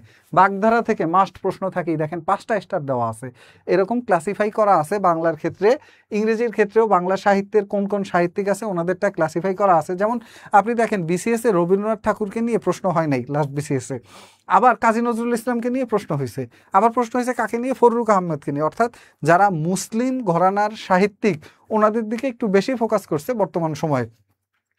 তো দ্যাটস ওয়াই আপনার যে ব্যাপারটা সেটা হলো কোন কোন অংশটা গুরুত্বপূর্ণ, এখানে সেই অনুযায়ী আমি স্টার্ট দিয়েছি, সেই অনুযায়ী আপনারা পড়বেন। যেমন মুসলিম সাহিত্যিক বেগম রোকেয়া, মুসলিম সাহিত্যিক ফররুখ আহমদ, মুসলিম সাহিত্যিক মীর মোশাররফ হোসেন, এনারা বেশি গুরুত্বপূর্ণ। আবার যারা কম গুরুত্বপূর্ণ আছে তাদের স্টার একটু কমায় কমায় দেওয়া আছে।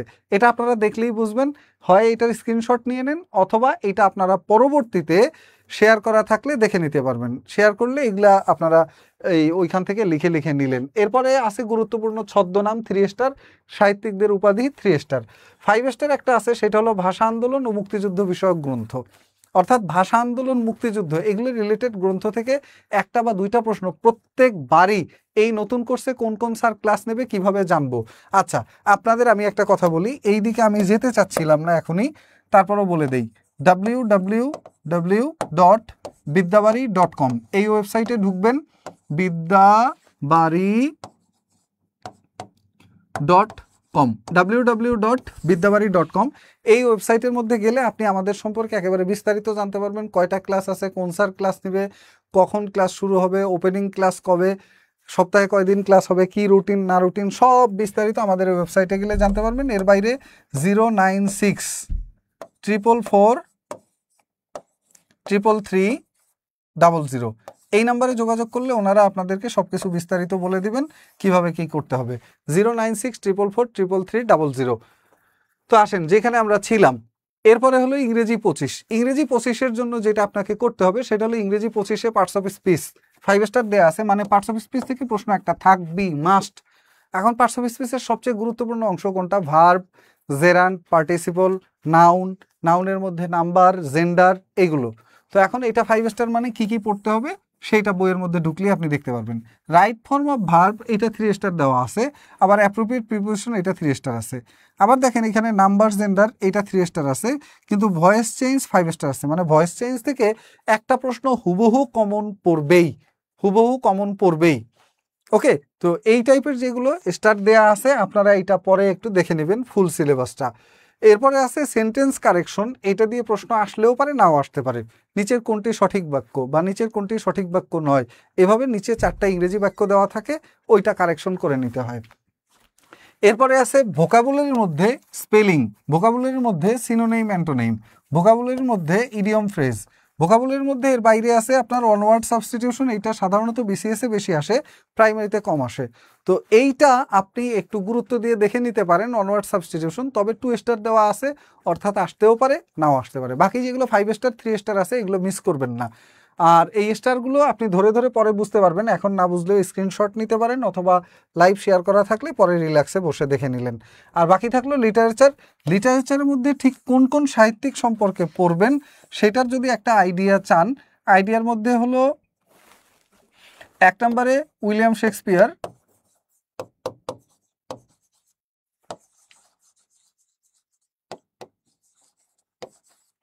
1 নম্বরে উইলিয়াম শেক্সপিয়ার, 2 নম্বরে পাবেন হলো গিয়ে ক্রিস্টোফার মার্লো, ক্রিস্টোফার মার্লো। এই 2 জন সমসাময়িক এবং 2 জন সবচেয়ে গুরুত্বপূর্ণ সাহিত্যিক, এই জিনিসটা গুরুত্বপূর্ণ। এর বাইরে আর যেটা গুরুত্বপূর্ণ আছে সেটা হলো ইংরেজি সাহিত্যের মধ্যে রোমান্টিক পিরিয়ড থেকে প্রশ্ন আসে সবচেয়ে বেশি। ইংরেজি সাহিত্যের রোমান্টিক পিরিয়ড, এই পিরিয়ডটা একটু ভালো করে বুঝে পড়লেই হলো। এই 2টা জিনিস ভালোভাবে পড়ার পাশাপাশি ইংরেজি সাহিত্যের সাহিত্যিকদের নাম, সাহিত্যিকদের ছদ্মনাম, কাকে কোন নামে ডাকা হতো, আর পাশাপাশি সাহিত্য যে যুগ বিভাগ আছে ইংরেজি সাহিত্যের, এই যুগ বিভাগ থেকে এইটুকু বিষয় ভালোভাবে মোটামুটি পড়লেই হয়ে গেল। তো এই ইংরেজির মধ্যে একটা কথা আছে ভোকাবুলারি, এইগুলো মুখস্থ করবেন কিভাবে, কোথা থেকে মুখস্থ করবেন সেটা সম্পর্কে বলতেছি। গণিতের মধ্যে দেখেন, গণিতে 10 বা 15 নাম্বার, এর মধ্যে 3 স্টার 5 স্টার আবার স্টার ছাড়া রেটিং এগুলো রাখছি, আপনি ঢুকলেই এখানে দেখতে পারবেন। মোটামুটি শতকরা, ধারা, এরপর বয়স, গড়ের অঙ্ক, লাভ ক্ষতির অঙ্ক, সুদ কষার অঙ্ক, সূচক, লগারিদম, মান নির্ণয়, উৎপাদক, এগুলো থেকে প্রশ্ন আসবেই আসবে। হ্যাঁ, প্রশ্ন আসবেই আসবে। আরেকটা জিনিস হলো এখানে ত্রিভুজ আর পরিমিতির অঙ্ক, এই 2টা জিনিস গুরুত্বপূর্ণ প্রাইমারির জন্য। প্রধান শিক্ষকের জন্য তো একই সব, তাই না? হ্যাঁ, প্রধান শিক্ষক, সহকারী শিক্ষক 2টার যেটারই পরীক্ষা দেন, অথবা যারা 2টারই পরীক্ষা দিবেন, 2টার জন্য 32 বছর 4 মাস আমার বয়স, কেউ বলে পারবো, কেউ বলে পারবো না, কারটা নিব? কারোটাই নেওয়ার দরকার নেই, কারণ আমরা বলছি 32 বছর একদিন হলেও কেউ আর আবেদন করতে পারবে না। এই লাইভের শুরুতে কথা বলা আছে, যারা বুঝেন নাই লাইভটা শেয়ার করে রাখেন, শুরু থেকে আরেকবার দেখে নিন পরবর্তীতে। ওকে, তো এরপরে আসেন বাংলাদেশ বিষয়াবলী। বাংলাদেশ বিষয়াবলী যেটা আছে 10 থেকে 12 মার্ক পাওয়ার জন্য এখানে 10-12 মার্কে কি কি প্রশ্ন আসে টপিকগুলো দেওয়া আছে। ভৌগোলিক পরিচিতি, সীমানা, জেলা পরিচিতি, অন্যান্যগুলো, জনসংখ্যা, উপজাতি, এইগুলো আছে। এরকম যা যা আছে সবগুলো এখানে দেওয়া আছে, এটা আপনারা সিলেবাসটা দেখলেই বুঝতে পারবেন। আন্তর্জাতিক বিষয়গুলি এখান থেকে প্রশ্ন কম পড়ে, কমন, আর প্রশ্ন যদি বেশি কমন পড়তো তাহলে আপনাদের জন্য উপকার হতো। যাই হোক, তো আন্তর্জাতিক বিষয়গুলিতে কি কি টপিক, অর্থাৎ যে কয়টা টপিক পড়লে যথেষ্ট সেই টপিকগুলোর নাম এবং category wise 3 star, 5 star, 2 star, 1 star এগুলো দেওয়া আছে, দেখলে বুঝতে পারবেন। এছাড়া আছে সাধারণ বিজ্ঞান ও কম্পিউটার অংশ, অর্থাৎ বিজ্ঞানের সাথে কম্পিউটার থাকলেও পারে, নাও থাকতে পারে। অনেক সময় দেখা যায় বিজ্ঞানের সাথে কম্পিউটার উল্লেখ থাকে না, কিন্তু বিজ্ঞানের সাথে কম্পিউটার উল্লেখ থাকে না। এই দেখেন যারা কমেন্ট করতেছে ওনাদের কমেন্টের উত্তর যদি আপনারা জানেন, আমার পক্ষ থেকে আপনারা যদি ওনাদেরকে একটু কমেন্টের রিপ্লাই দিয়ে দেন আমি খুশি হব। যারা লাইভটা দেখতেছেন তারাই, যারা জানেন এবং যারা জানে না, দুইটা পক্ষে বিভক্ত। তো যারা জানেন তারা, যারা জানে না তাদের কমেন্টগুলোর একটু সম্ভব হলে রিপ্লাই দিয়ে দেন। ওনারা এখন এমন জিনিস নিয়ে কমেন্ট করতেছে যেগুলো অনেক আগে আমরা বলে আসছি, ওগুলো আর রিপিট বলতে ইচ্ছে হচ্ছে না। যাই হোক, চলেন এরপরে যেটা নিয়ে আমরা কথা বললাম সেটা হলো আপনার সাধারণ বিজ্ঞান। এইখানে পদার্থের অবস্থা গুরুত্বপূর্ণ না, গুরুত্বপূর্ণ হলো শব্দ ও তরঙ্গ, গুরুত্বপূর্ণ গ্যাস জ্বালানি, গুরুত্বপূর্ণ হলো মানবদেহ, খাদ্য, ভিটামিন। যদি একটা টপিক বলতে বলেন তাহলে আমি বলবো একটা টপিক হলো মানবদেহ, খাদ্য ও পুষ্টি। এই টপিকটা সবচেয়ে গুরুত্বপূর্ণ বিজ্ঞানের। এর বাইরে বিজ্ঞান থেকে গ্যাস জ্বালানি নিয়ে প্রশ্ন আসছে, শক্তি ও রূপান্তর নিয়ে প্রশ্ন আসছে, শব্দ ও তরঙ্গ নিয়ে প্রশ্ন আসছে। আমি বিসিএস এর কোর্স করেছি, এখন কি আর করতে হবে না? যেটা পড়েছেন ওইটা ভালোভাবে রিভিশন দেন এবং পাশাপাশি যে বইগুলো আপনার কাছে আছে ওই বইগুলো বারবার বারবার রিভিশন দিতে থাকেন, ওই ক্লাসগুলোর ভিডিও আবার দেখেন, তাহলেই হবে। বিসিএস এর কোর্স করলে তাদের জন্য আর প্রাইমারি আলাদা করে না পড়লেও চলে। এর বাইরে আসেন কম্পিউটার ও তথ্য প্রযুক্তি, কম্পিউটারের ইতিহাস, প্রকারভেদ এবং মেমোরি।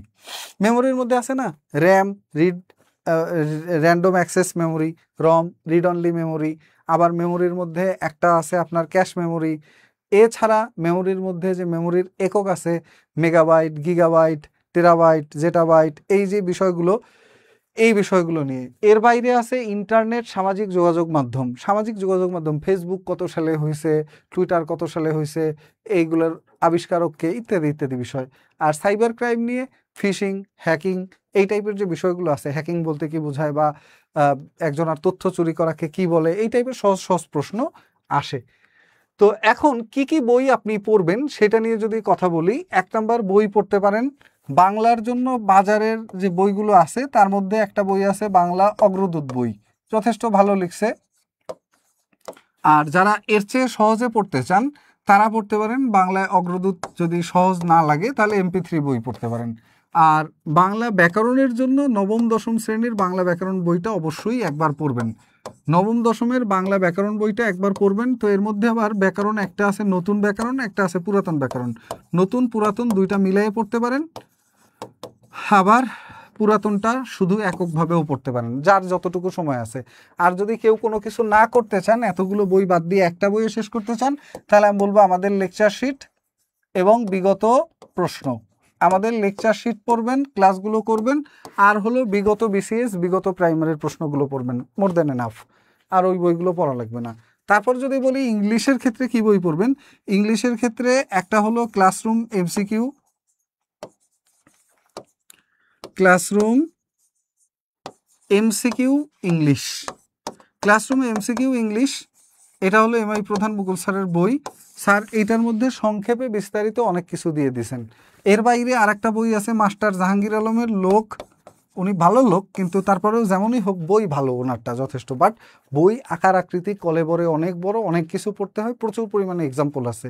ওই বইটা থেকে যদি কেউ পড়েন, অর্থাৎ ওই বইটা কারো টেবিলে এখন থাকে, ওই বইটায় প্রচুর এক্সাম্পল আছে। 1999 সাল থেকে এখন পর্যন্ত যত পরীক্ষা হয়েছে সব কিছুর MCQ আছে, কিন্তু অত MCQ পড়তে গেলে অনেকের মাথা খারাপ হয়ে যেতে পারে। আর মূলত এটা BCS এর জন্য করা, যেখানে ইংরেজি 2 অংশ মিলে সাহিত্য এবং ইংরেজি ব্যাকরণ দুইটা মিলে নাম্বার থাকে মোট 30, আর এইখানে নাম্বার হলো 25।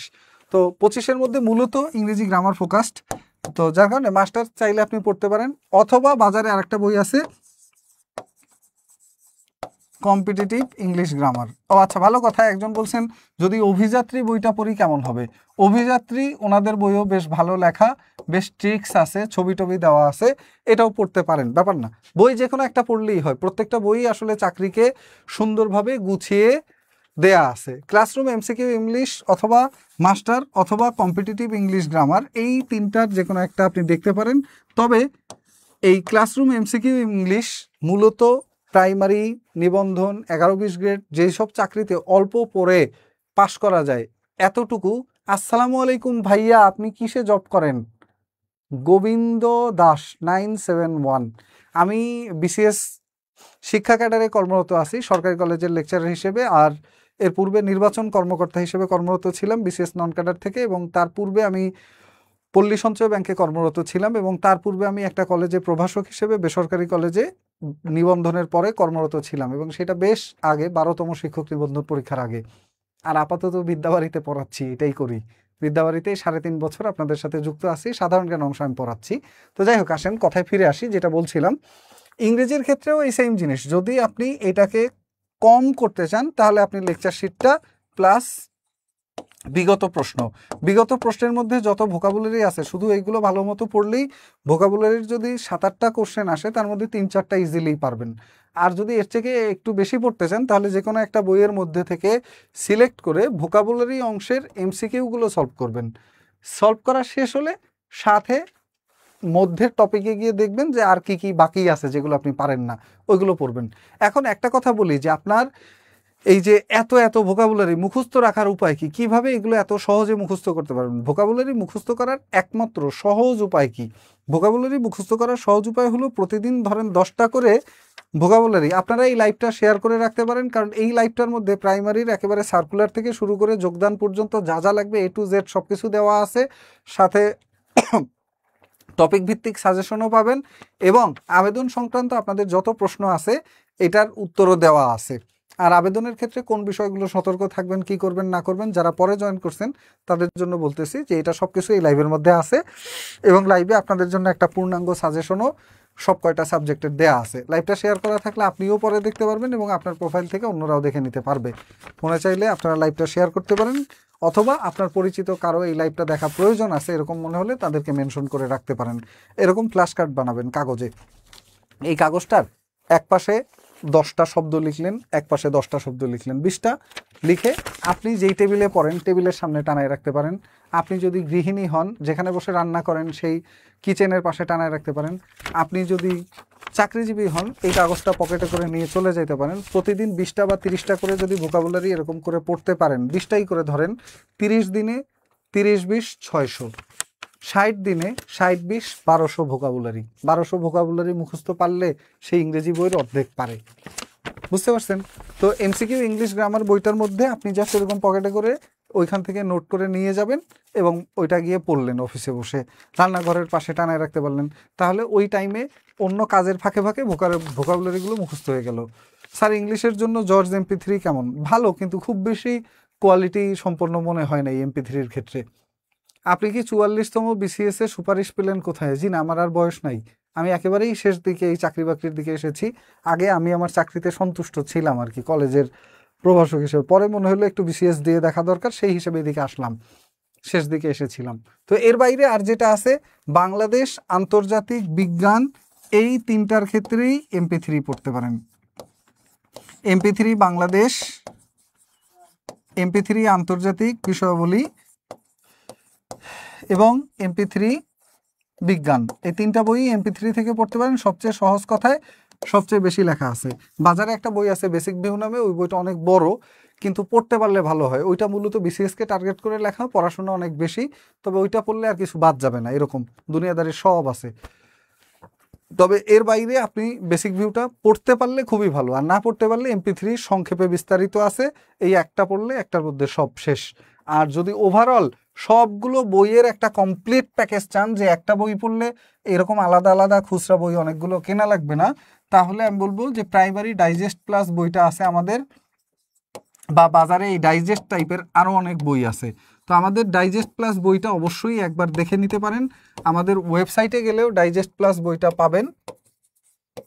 ডাইজেস্ট প্লাস এই বইটার বিশেষত্ব হলো একসাথে প্রাইমারি প্রধান শিক্ষক বা সহকারী শিক্ষক দুইটার জন্যই প্রস্তুতির যথেষ্ট হবে, এবং এই বইটার মধ্যে আপনার যা যা প্রয়োজন সব কিছু একটা বইয়ের মধ্যে সবগুলো সাবজেক্ট থেকে দেয়া আছে।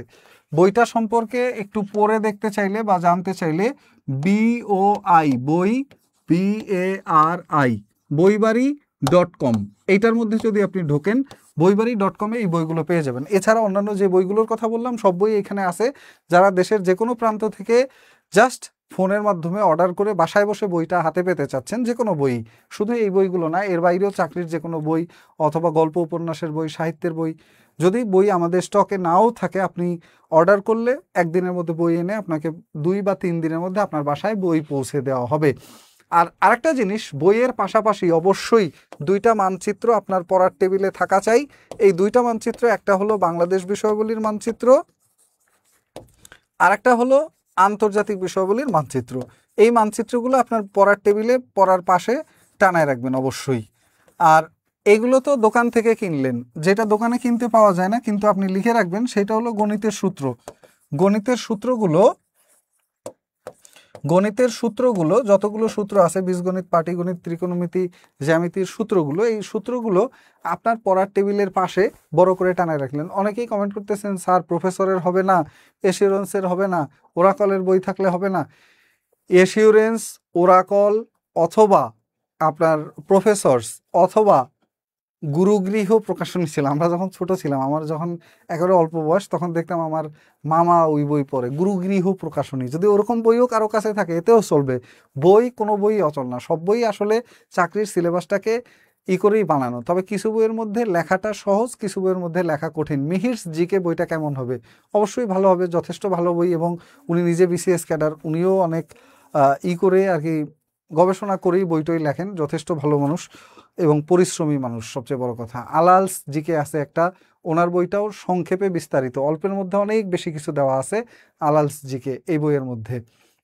এবং আলালসের যে সাম্প্রতিক বই, ওনারা এটা যথেষ্ট মানে ঘাটাঘাটি করে লেখে। তো সাম্প্রতিক নিয়ে আপনারা খুব বেশি মাথা ঘামাবেন না। এই আলালস জিকে বা মেহিস জিকে টাইপের যেগুলো রিসেন্ট বই আছে, ওই বইগুলো পড়লেই হবে। প্রফেসরস বই যথেষ্ট ভালো বই। আবার যে কোনো একটা সেট বই আপনার কাছে থাকলেই হলো। আমি তো জাস্ট আমি যেগুলো পড়েছি সেগুলোর নাম বললাম, এর বাইরে প্রত্যেকটা বইই ভালো। বই কোনো ব্যাপার না, যে কোনো বইই ভালো, আপনি যে বই পড়তে পারেন। তবে কথা হলো, বাংলার জন্য যে বইটা, সেটা প্রায় 500-600 পৃষ্ঠা, ইংরেজির বই প্রায় 1000 পৃষ্ঠার আশপাশে, 1100 না 1150 পৃষ্ঠা এরকম।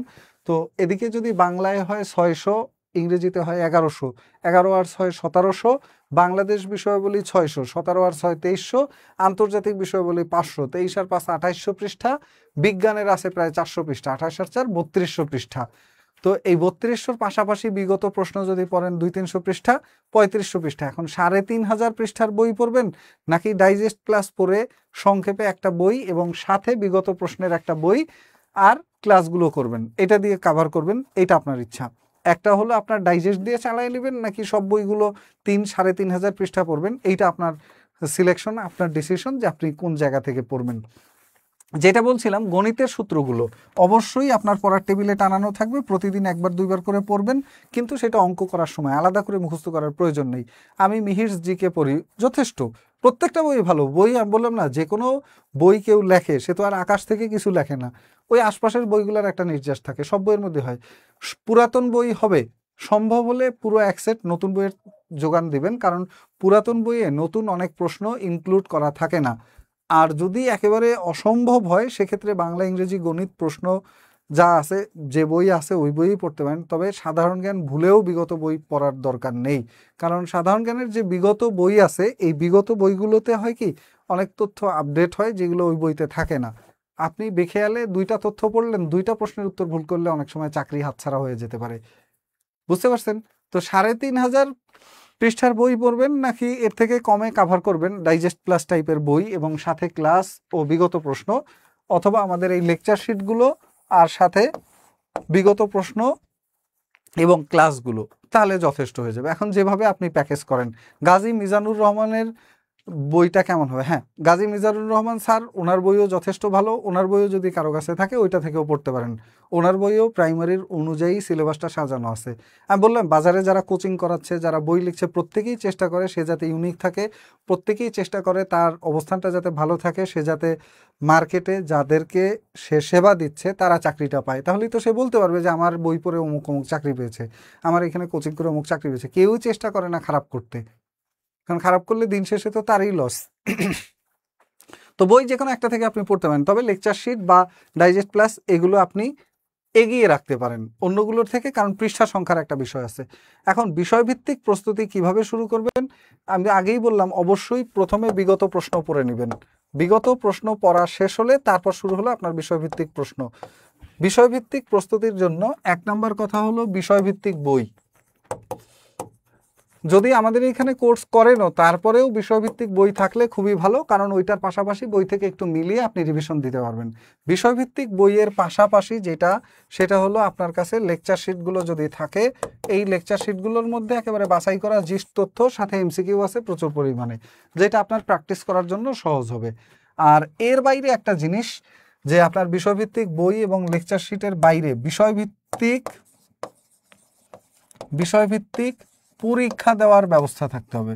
বিষয়ভিত্তিক পরীক্ষা মানে কি? ধরেন আজকে আপনি পড়লেন বাংলাদেশ বিষয়াবলীর প্রথম 2টা অধ্যায়, তো বাংলাদেশ বিষয়াবলীর প্রথম 2টা অধ্যায়ের উপরে কি কি প্রশ্ন আসছে বা কি ধরনের প্রশ্ন আসতে পারে এরকম মডেল টেস্ট 1টা 2টা দিলে তাহলে আপনি বুঝতে পারবেন যে কি হয়।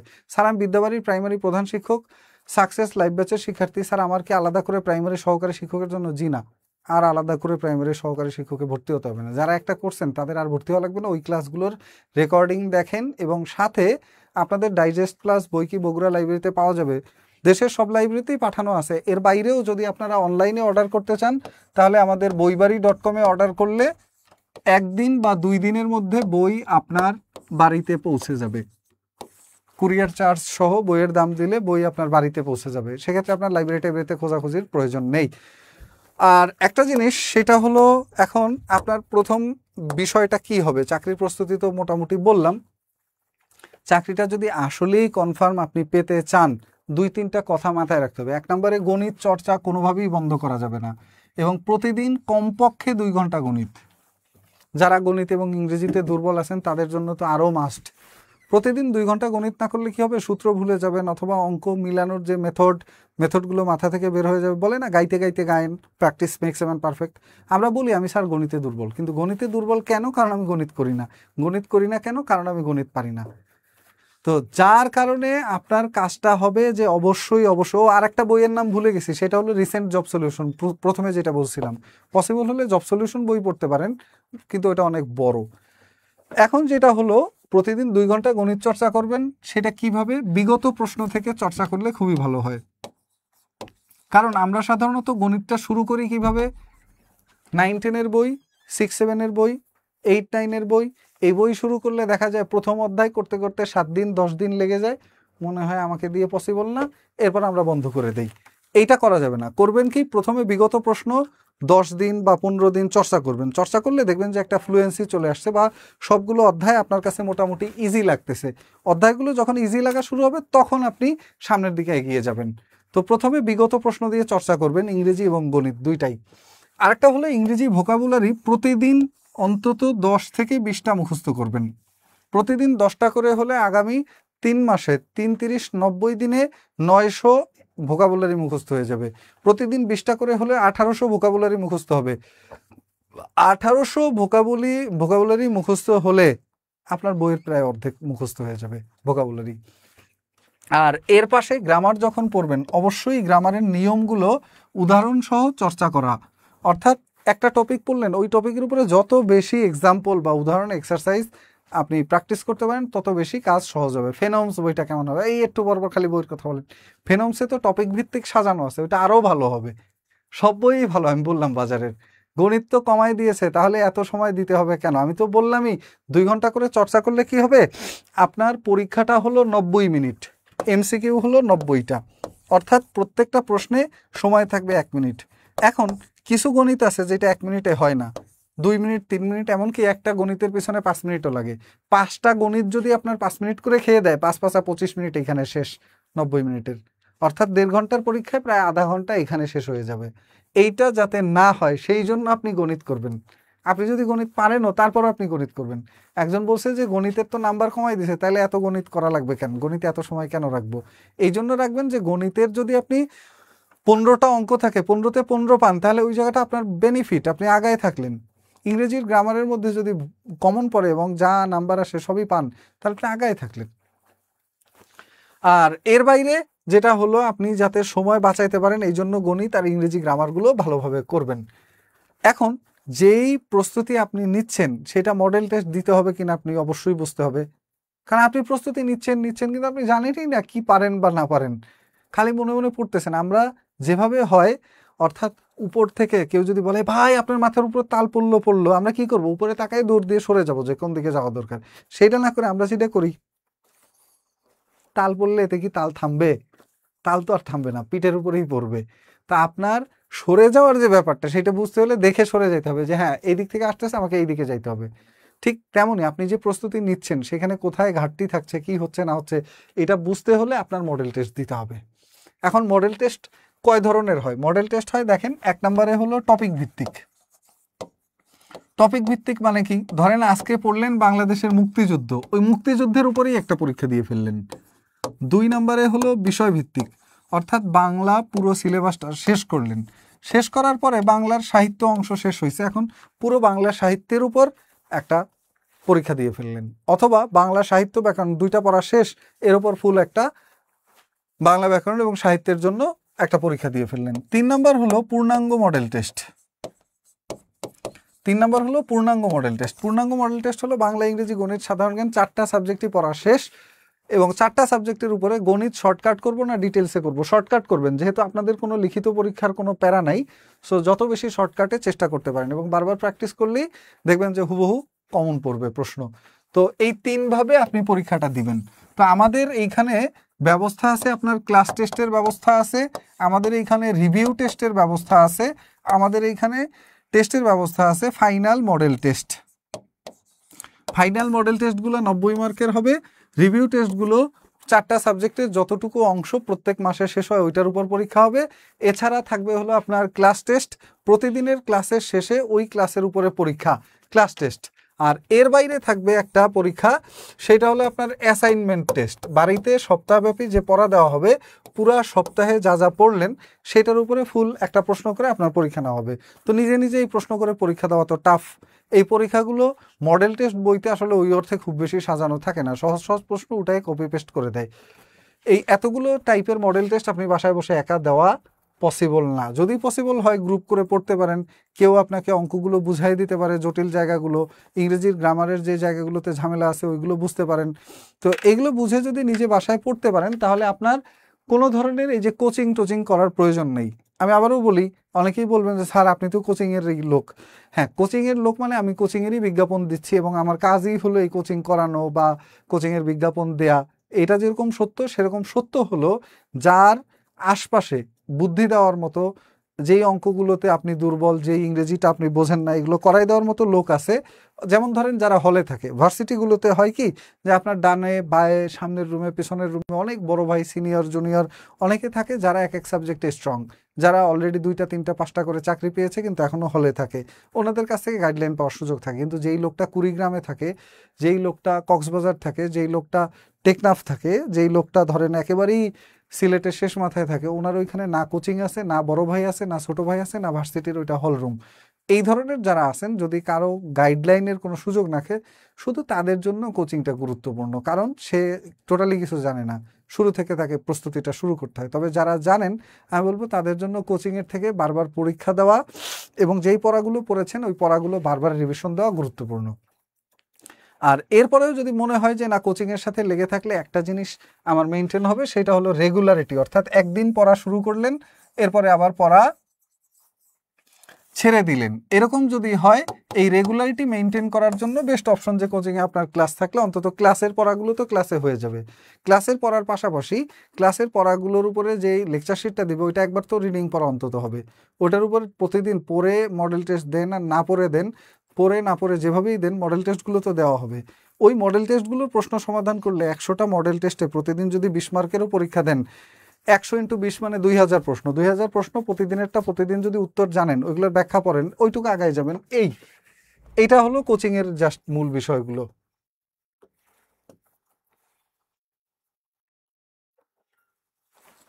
ওকে, তো এইটা হলো মূল কোচিং এর বিষয়গুলো। এখন আমাদের এইখানে যদি আপনি যুক্ত হন আমাদের সাথে, সেক্ষেত্রে আপনি এগিয়ে থাকবেন অন্যদের থেকে।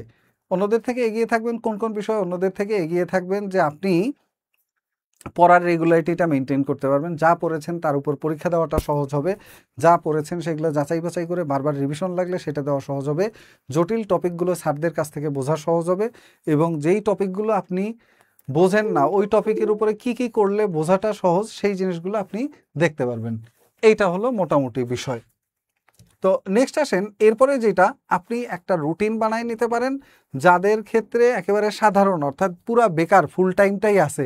ফুল টাইমটা যেভাবে আছে, ভোর 6টা থেকে সকাল 8টা পর্যন্ত 2 ঘন্টা পড়তে পারেন, সকাল 9টা থেকে 11টা পর্যন্ত 2 ঘন্টা পড়তে পারেন, বিকাল 3টা থেকে সন্ধ্যা 5টা পর্যন্ত 2 ঘন্টা পড়তে পারেন, 7টা থেকে 9টা পর্যন্ত 2 ঘন্টা পড়তে পারেন, রাত 10টা থেকে 11টা পর্যন্ত নিজেকে একটু যাচাই বাছাই করে দেখতে পারেন যে যা পড়লেন সেগুলো ঠিকঠাক আছে কিনা।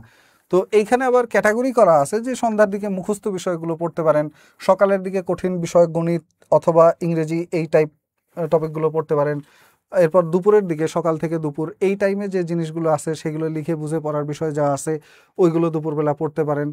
আবার যারা চাকরিজীবী আছেন বা যারা গৃহিণী আছেন, অর্থাৎ চাকরির পাশাপাশি বা ঘর সংসার সামলানোর পাশাপাশি পড়বেন, তারা ভোর 5টা থেকে সকাল 7টা পর্যন্ত প্রথমে পড়ে নিতে পারেন, সন্ধ্যা 7টা থেকে রাত 10টা পর্যন্ত 3 ঘন্টা পড়তে পারেন, 3 আর 2 5 ঘন্টা, রাত 10টা থেকে 11টা পর্যন্ত 1 ঘন্টা, 6 ঘন্টা। এই 6 ঘন্টা গুছিয়ে পড়তে পারেন যারা চাকরিজীবী বা গৃহিণী আছেন। আর যারা সাধারণ শিক্ষার্থী আছেন তারা 6টা থেকে 8টা 2 ঘন্টা, 9টা থেকে 11টা 2 ঘন্টা, 3টা থেকে 5টা 2 ঘন্টা, 3 দুগুণে 6 ঘন্টা, 7টা থেকে 9টা 2 ঘন্টা, 8 ঘন্টা, এবং 10টা থেকে 11টা 1 ঘন্টা, 9 ঘন্টা। 9 বা 6 যেটা আপনার জন্য প্রযোজ্য হয় সেটা করবেন। এখন এই মুহূর্তে আপনার কি করণীয়? এই মুহূর্তে আপনার করণীয় 1 নম্বরেই রুটিন বানানো। আমি একটা কথাই শুধু বলবো, এটা বলেই শেষ, সেটা হলো যদি আপনার রুটিন থাকে তাহলে অন্তত বুঝতে পারবেন যে এখন বাজে রাত 8টা, কোথায় আপনার থাকার কথা, এখন বাজে রাত 10টা, আপনার কোথায় থাকার কথা। যদি আপনি সেইখানে নাও থাকেন, অন্তত তাও আপনার মনের মধ্যে একটা দুঃখ থাকবে যে হ্যাঁ আমার থাকার কথা ছিল, পারি নাই, কালকে আমি টেবিলে থাকবো এই টাইমে। আমার এখন ঘুমানোর কথা, আমি ঘুম বাদ দিয়ে আড্ডা দিচ্ছি, তা আজকে দিয়ে ফেলছি, মন খারাপ হবে, কালকে আর দিব না।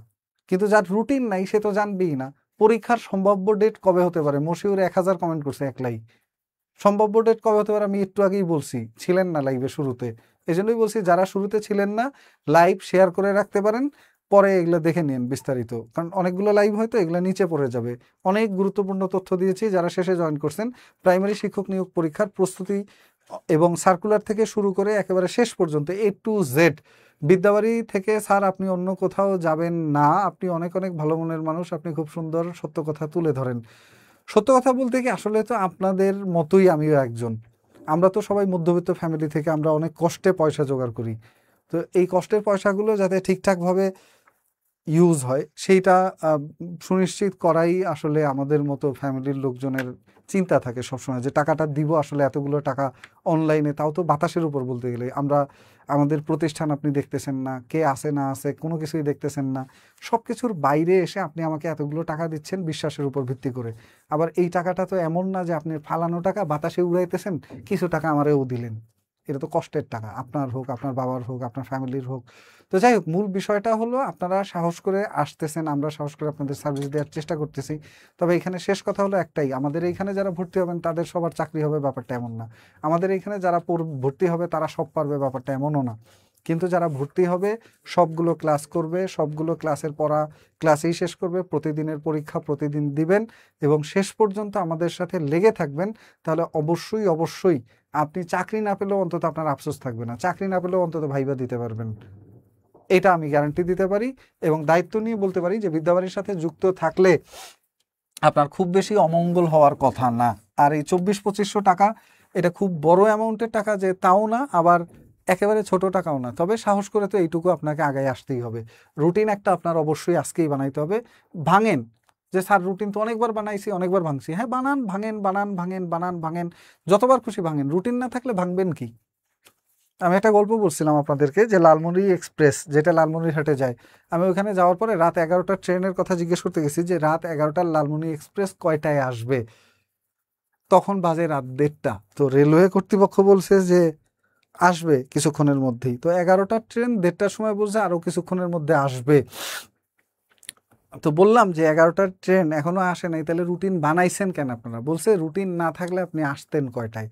অর্থাৎ 11টার ট্রেন জানেন দেখেই আপনি 9টা বা 10টায় বাসা থেকে রওনা দিছেন।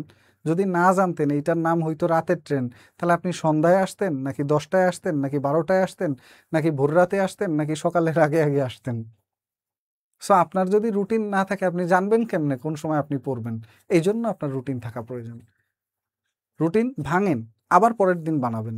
2 দিন পর আবার বানাবেন এবং আস্তে আস্তে আজকে যদি আপনি 3 ঘন্টা পড়েন কালকে 4 ঘন্টা পড়ার চেষ্টা করবেন, পরশু 5 ঘন্টা পড়ার চেষ্টা করবেন, আস্তে আস্তে গ্রো আপ করবেন। একদিনেই কেউ বডি বিল্ডার হয় না, একদিনেই কেউ 100 পুশ আপ দেয় না, একদিনেই কেউ 500 দড়ি লাফ দেয় না। এগুলো আস্তে আস্তে আস্তে আস্তে প্র্যাকটিস করার জিনিস। পড়াশোনাটাও ঠিক ওরকম, মনে মনে থাকলেন পরীক্ষার আগে একবারে 15 ঘন্টা পড়বো প্রতিদিন, তারপর চাকরি কনফার্ম। এখন আপনি 2 ঘন্টা পড়তে পারতেছেন না, তখন হঠাৎ 15 ঘন্টা পড়বেন, এত সহজ? এই জন্য এখন থেকে রুটিন বানায় অল্প অল্প করে প্রস্তুতি শুরু করেন, যেভাবে বললাম। আর প্রাইমারি শিক্ষক নিয়োগ প্রথম ধাপের রংপুর, রাজশাহী, খুলনা, বরিশাল, সিলেট, ময়মনসিংহ, এটার জন্য আমাদের যে বুলেট লাইভ ব্যাচ, এই ব্যাচটা এখন ভর্তি চলছে 55% ডিসকাউন্টে। 5,500 টাকার পরিবর্তে 2,475 টাকা আমাদের ভর্তি ফি। এবং এটার মধ্যে আছে কি, এই 2,475 টাকায় আছে 75টা ক্লাস, এর বাইরে আছে সবগুলো ক্লাসের ক্লাস রেকর্ডিং আপনাদেরকে দিয়ে দেওয়া হবে। রেকর্ডগুলো আবার বারবার দেখতে পারবেন, বুক লিস্ট পাবেন এবং লেকচার শিটের পিডিএফ যা যা আছে, প্রত্যেকটা লেকচার যেদিন যা হবে আপনার মোবাইলেই আপনি আবার ওই পড়াগুলো পড়তে পারবেন। মোবাইলে পিডিএফ আপনাদেরকে দিয়ে দেওয়া হবে, ক্লাসের রেকর্ড আপনাদেরকে দিয়ে দেওয়া হবে।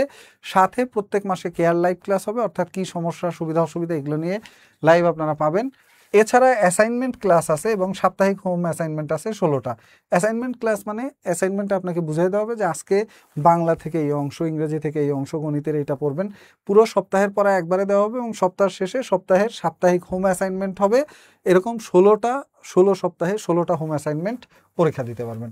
অ্যালামনাই গ্রুপ সার্ভিস মানে হলো আপনি আমাদের সাথে একবার যুক্ত হলে তারপরে আমাদের সাথে সবসময় লেগে থাকতে পারবেন। একাডেমিক প্রবলেম সলভিং সলিউশন মানে হলো কোনো জটিল টপিক আপনি না বুঝলে 24 ঘন্টা হোয়াটসঅ্যাপে আমাদেরকে আপনি মেসেজ করবেন, অঙ্কটার ছবি তুলে বা ইংরেজির প্রশ্ন ছবি তুলে আপনি হোয়াটসঅ্যাপে মেসেজ করলে ওইটার আবার অঙ্ক সমাধান করে আপনাকে রিপ্লাই দেওয়া হবে, যাতে আপনি সহজে বুঝতে পারেন।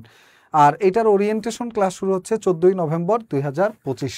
এছাড়াও প্রাইমারি প্রধান শিক্ষকের জন্য যারা প্রস্তুতি নিতে চাচ্ছেন, প্রধান শিক্ষকের সাকসেস লাইভ ব্যাচ 6 এটাও ভর্তি চলছে 6,500 টাকার পরিবর্তে 2,925 টাকা এবং এইটাও 55% ডিসকাউন্টে ভর্তি চলছে। এছাড়াও ভর্তি বা অন্যান্য চাকরি প্রস্তুতি সংক্রান্ত, চাকরির সিলেবাস সংক্রান্ত, পরীক্ষার তারিখ সংক্রান্ত, চাকরি সংক্রান্ত যে কোনো তথ্য জানতে চাইলে আপনি আমাদের 09644433300 এই নাম্বারটায় কল করতে পারেন। এবং যদি কেউ আপনার কাছে কোনো পরামর্শ চায় আপনি দিতে না পারেন, সেক্ষেত্রে তাকে এই নাম্বারটা রেফার করতে পারেন যে কোনো পরামর্শের জন্য। ভর্তি হওয়ারও প্রয়োজন নেই, অন্য কিছুরও প্রয়োজন নেই। রিনা হাওলাদার EX4FAU আমার কমেন্ট দেখেন না স্যার। আচ্ছা, দেখে দিলাম। বুলেট লাইভ এবং ডায়মন্ড 9 দুইটা কোর্সের মধ্যে পার্থক্য কি? একটা প্রধান শিক্ষকের, একটা সহকারী শিক্ষকের জন্য। আর এর বাইরে যদি আমাদের সম্পর্কে বিস্তারিত আরও কিছু জানার প্রয়োজন থাকে, আমাদের যে ওয়েবসাইট www.বিদ্যাবাড়ি.com এই ওয়েবসাইটে গেলে আমাদের সম্পর্কে বিস্তারিত জানতে পারবেন।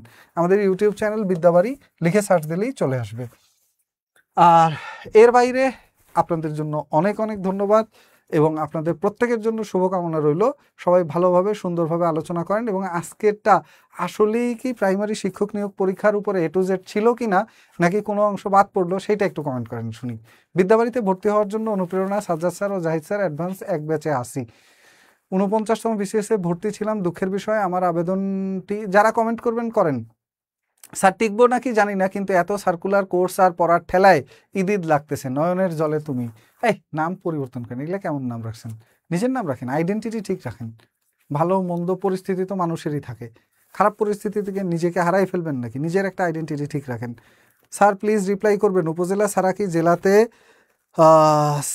কি পাওয়া যাবে? জেলাতে কি পাওয়া সম্ভব? চাকরি পাওয়া সম্ভব না, জেলাতে চাকরি পাওয়া সম্ভব না। আপনার উপজেলায় পদ ফাঁকা থাকলেই চাকরিটা হবে কেবল, আপনার উপজেলায় না থাকলে চাকরি হওয়ার সম্ভাবনা 0।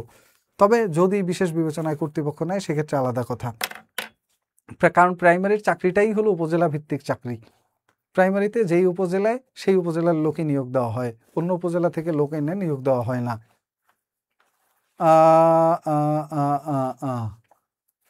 SM ইব্রাহিম 9454 কয়েকবার বললাম স্যার। কি বলছেন কয়েকবার? SM ইব্রাহিম আসসালামু আলাইকুম ভাইয়া, আপনি চাকরির জন্য কতদিন প্রিপারেশন নিছেন প্লিজ বলেন। আমি চাকরির জন্য প্রিপারেশন নিছি 2-3 বছর মিনিমাম। আমি BCS দিয়েছি, আমি 3টা রিটেন, প্রিলি, ভাইভা, এরপরে প্রাইমারির পরীক্ষা দিয়েছি একটা। এর বাইরে অন্যান্য চাকরির পরীক্ষা যেমন রেলওয়ে সহকারী স্টেশন মাস্টারের ভাইভা দিয়ে আসছি, ওই চাকরিটা হয় নাই। এরপরে ব্যাংকের একটা রিটেন দিয়েছি, ভাইভা দেওয়া হয় নাই, আর তার আগে চাকরি হয়ে গেছে। তো মোটামুটি 2-3 বছর তো আসলে প্রস্তুতি নেওয়াই লাগবে। যে যতই বলুক যে এই 3 দিন পড়বেন, 3 মাস পড়বেন, 1 মাস পড়বেন, শর্ট সাজেশন পড়বেন, এরকম পড়লেই চাকরি কনফার্ম চাকরি, এগুলা ভুয়া কথা। যদি এরকম হইতো তাহলে সবাই চাকরি করতো, তাহলে আর কেউ বেকার থাকতো না। আর চাকরি আসলে দিতে পারবে কত? আপনারা যারা আবেদন করবে 10 লাখ, সবাইকে চাকরি দিতে পারবে না। চাকরি ওনাদের হাতে 10,000 পোস্ট আছে, এই 10,000 মানুষকে দিতে পারবে। তা আপনার টার্গেট থাকবে সেই 10,000-এর মধ্যে ঢোকা, অথবা আপনার উপজেলায় 10 জনকে চাকরি দিবে, আবেদনকারী হবে 10,000, ওই 10,000 থেকে 10-এর মধ্যে ঢোকা, এটা আপনার কাজ। সবাইকে তো চাকরি চাইলেও দিতে পারবে না, সবাই ভালো পড়াশোনা করলেও সবাই চাকরি পাবে না। এটা হলো আবেদন করার পরে যদি কোনো ভুল হয়, টাকা পেমেন্ট করার পূর্বে পুনরায় আবেদন করা যাবে। হ্যাঁ, আবেদনের পরে ওই যে বললাম 15 তারিখের মধ্যে আবেদন করলে কি হবে, যদি কোনো ভুল থাকে টাকা পেমেন্ট করবেন না, 72 ঘন্টার মধ্যে ওই আবেদনটা ক্যান্সেল হয়ে যায়, তারপরে আবার নতুন করে আবেদন করা যায়, অথবা আবেদনটা ক্যান্সেল করার অপশনও দেওয়া থাকতে পারে। এইবার যদি থাকে তাহলে ওটা ক্যান্সেল করে আবার নতুন করে আবেদন করবেন। স্যার, হেড টিচারের এক্সাম কবে হতে পারে? জানুয়ারি মাসে হওয়ার সম্ভাবনা আছে, ডিসেম্বরে হওয়ার সম্ভাবনা কম। পুরাতন স্টুডেন্টদের জন্য কোনো অফার আছে কিনা প্লিজ জানাবেন।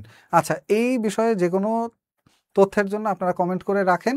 কমেন্ট করলে আমাদের বিদ্যাবাড়ি টিমই রিপ্লাই দিয়ে দেবে। স্যার, হেড টিচারের এক্সাম কবে হতে পারে? ডিসেম্বরে হওয়ার সম্ভাবনা খুবই কম, জানুয়ারির দিকে হতে পারে। A to Z আসলেই মনে হয়েছে কিনা? প্রাইমারি শিক্ষক নিয়োগ প্রস্তুতি সার্কুলার থেকে শুরু করে জয়নিং পর্যন্ত যা যা বিষয় লাগবে, যা যা পড়বেন, যে সাজেশন, এই সব কিছুর জন্য A to Z মনে হয়েছে কিনা? উপজেলায় কতটা পদ আছে কিভাবে জানতে পারি? একটু আগেও বলছি এটা, যে আপনার উপজেলা প্রাথমিক শিক্ষা অফিসে যাবেন, ওনাদের কাছে গেলে হয়তো অফিসার বলবে না, কিন্তু কম্পিউটার অপারেটর বা অন্যান্যদের কাছে তথ্য গ্রহণ করতে পারেন। এই লাইভটা শেয়ার করা থাকলে আপনার টাইম লাইনে আপনিও আবার দেখে নিতে পারবেন সাজেশন, সিলেবাস, অথবা আমাদের এই আবেদনের সময়ের গুরুত্বপূর্ণ বিষয়গুলো। এটা আপনার টাইম লাইনে থাকলে যখন আবেদন করলেন তখন এই বিষয়গুলো দেখে দেখে নিয়ে, অর্থাৎ কোন ঠিকানায় আবেদন করবেন, কোন তারিখের মধ্যে আবেদন করলে সুবিধা হয়, আবেদনের ক্ষেত্রে কোন বিষয়গুলো মাথায় রাখবেন, বয়সসীমার ক্ষেত্রে কোন বিষয়গুলো মাথায় রাখবেন, এগুলো একটু দেখে বুঝে আবেদনটা করতে পারবেন, এটা আপনার কাছে থাকলে। মোটামুটি এই ছিল আজকের মতো। কেমন লাগলো অবশ্যই কমেন্টে জানাবেন। দেখা হবে আবারও পরবর্তী কোনো লাইভে। সেই পর্যন্ত অনেক অনেক শুভকামনা, ভালো থাকবেন সবাই, শুভরাত্রি, আল্লাহ হাফেজ।